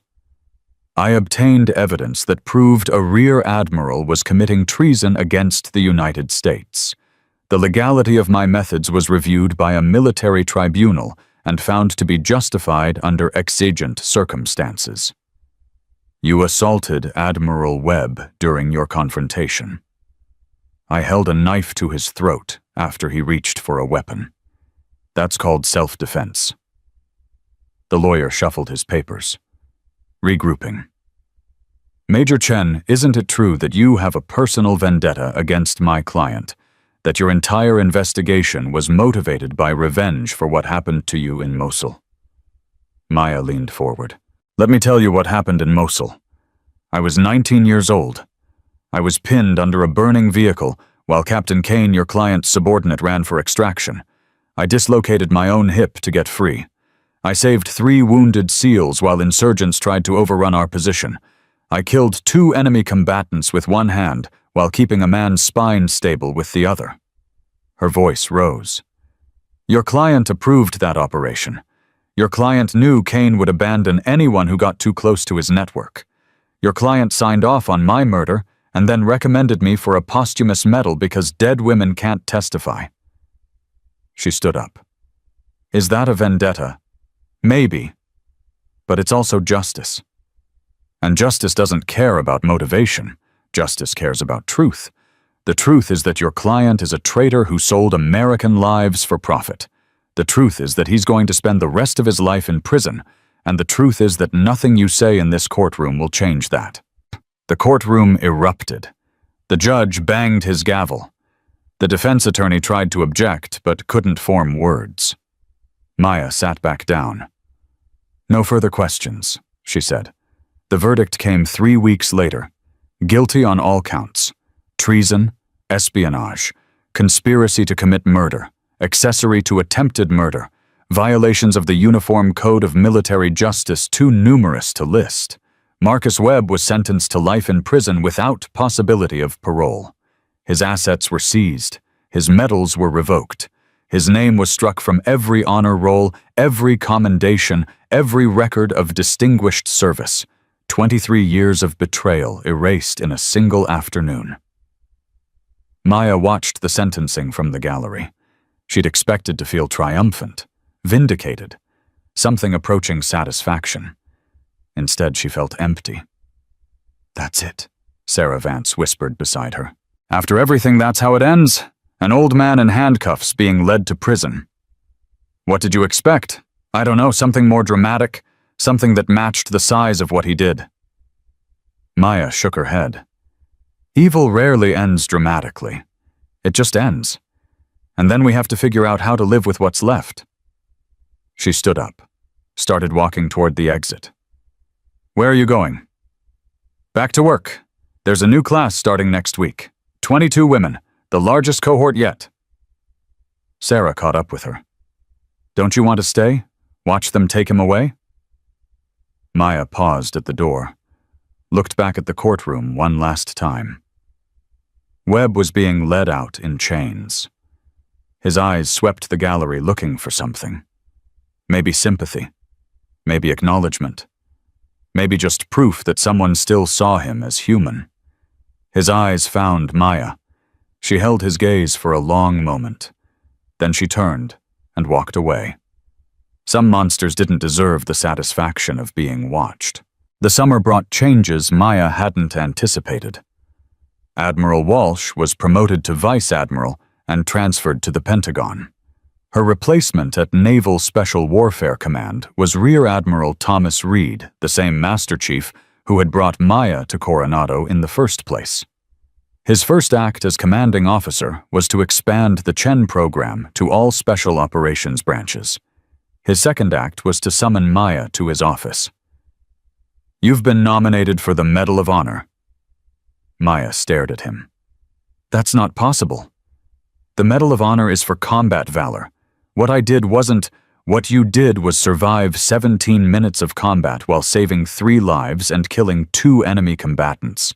What you did was expose the largest treason conspiracy in military history while nearly being assassinated twice.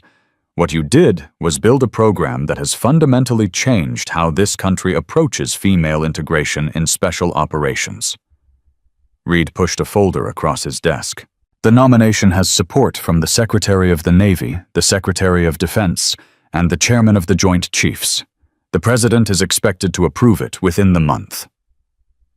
Maya opened the folder, read the citation, read the words that described her actions in Mosul, her confrontation with Kane, her infiltration of Webb's office, her testimony at trial. I don't want a medal. I know. I don't want to be a symbol. Too late. Reed leaned back. You became a symbol the moment you put Holloway on the ground in 7 seconds. You became a symbol when you made Cain confess in front of 200 SEALs.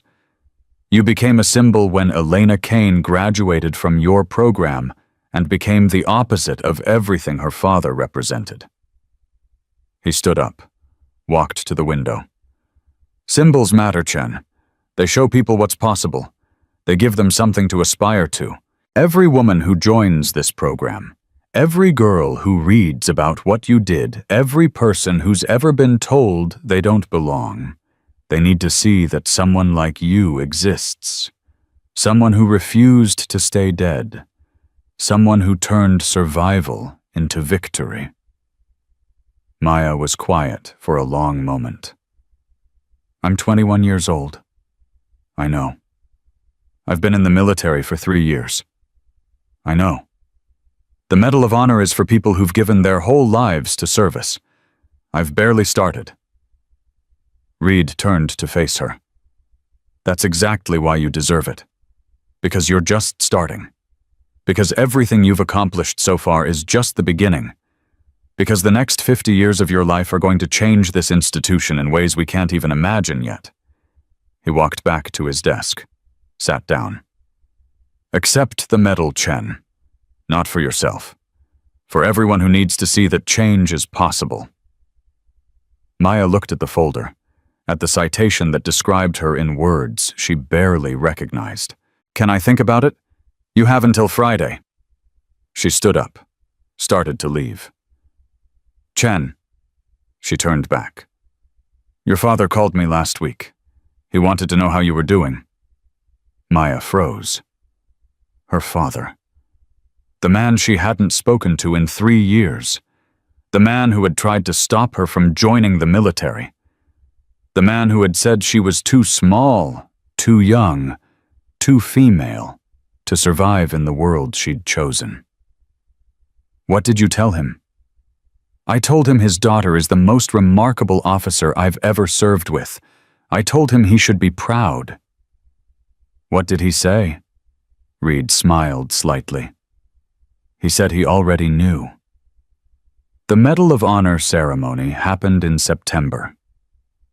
Maya stood in the East Room of the White House, surrounded by military leaders, politicians, family members of fallen heroes, and the women who had graduated from her program.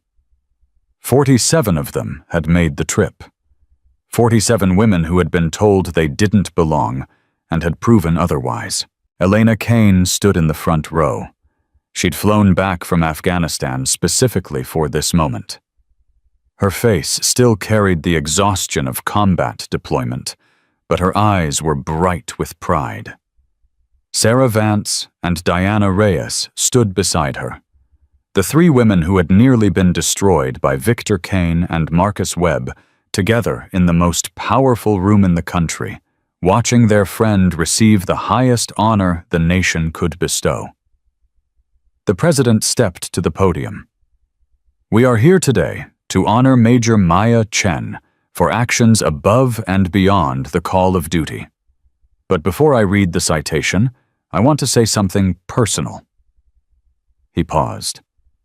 3 years ago, Major Chen was a 19-year-old combat medic on her first deployment. She was told she was too young, too small, too female.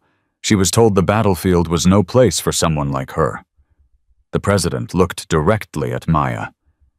3 years later, she has saved more lives than most soldiers save in a full career. She has exposed corruption that threatened the integrity of our entire military. She has built a program that has trained hundreds of women to serve in positions that were closed to them just a generation ago. He picked up the medal. Major Chen represents everything that is best about our armed forces. Courage, integrity, excellence, the willingness to sacrifice everything for something greater than herself.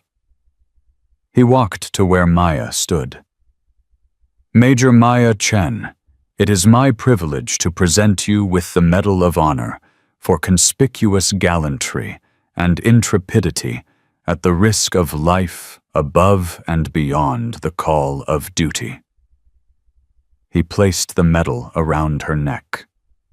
The room erupted in applause. Maya looked out at the faces watching her.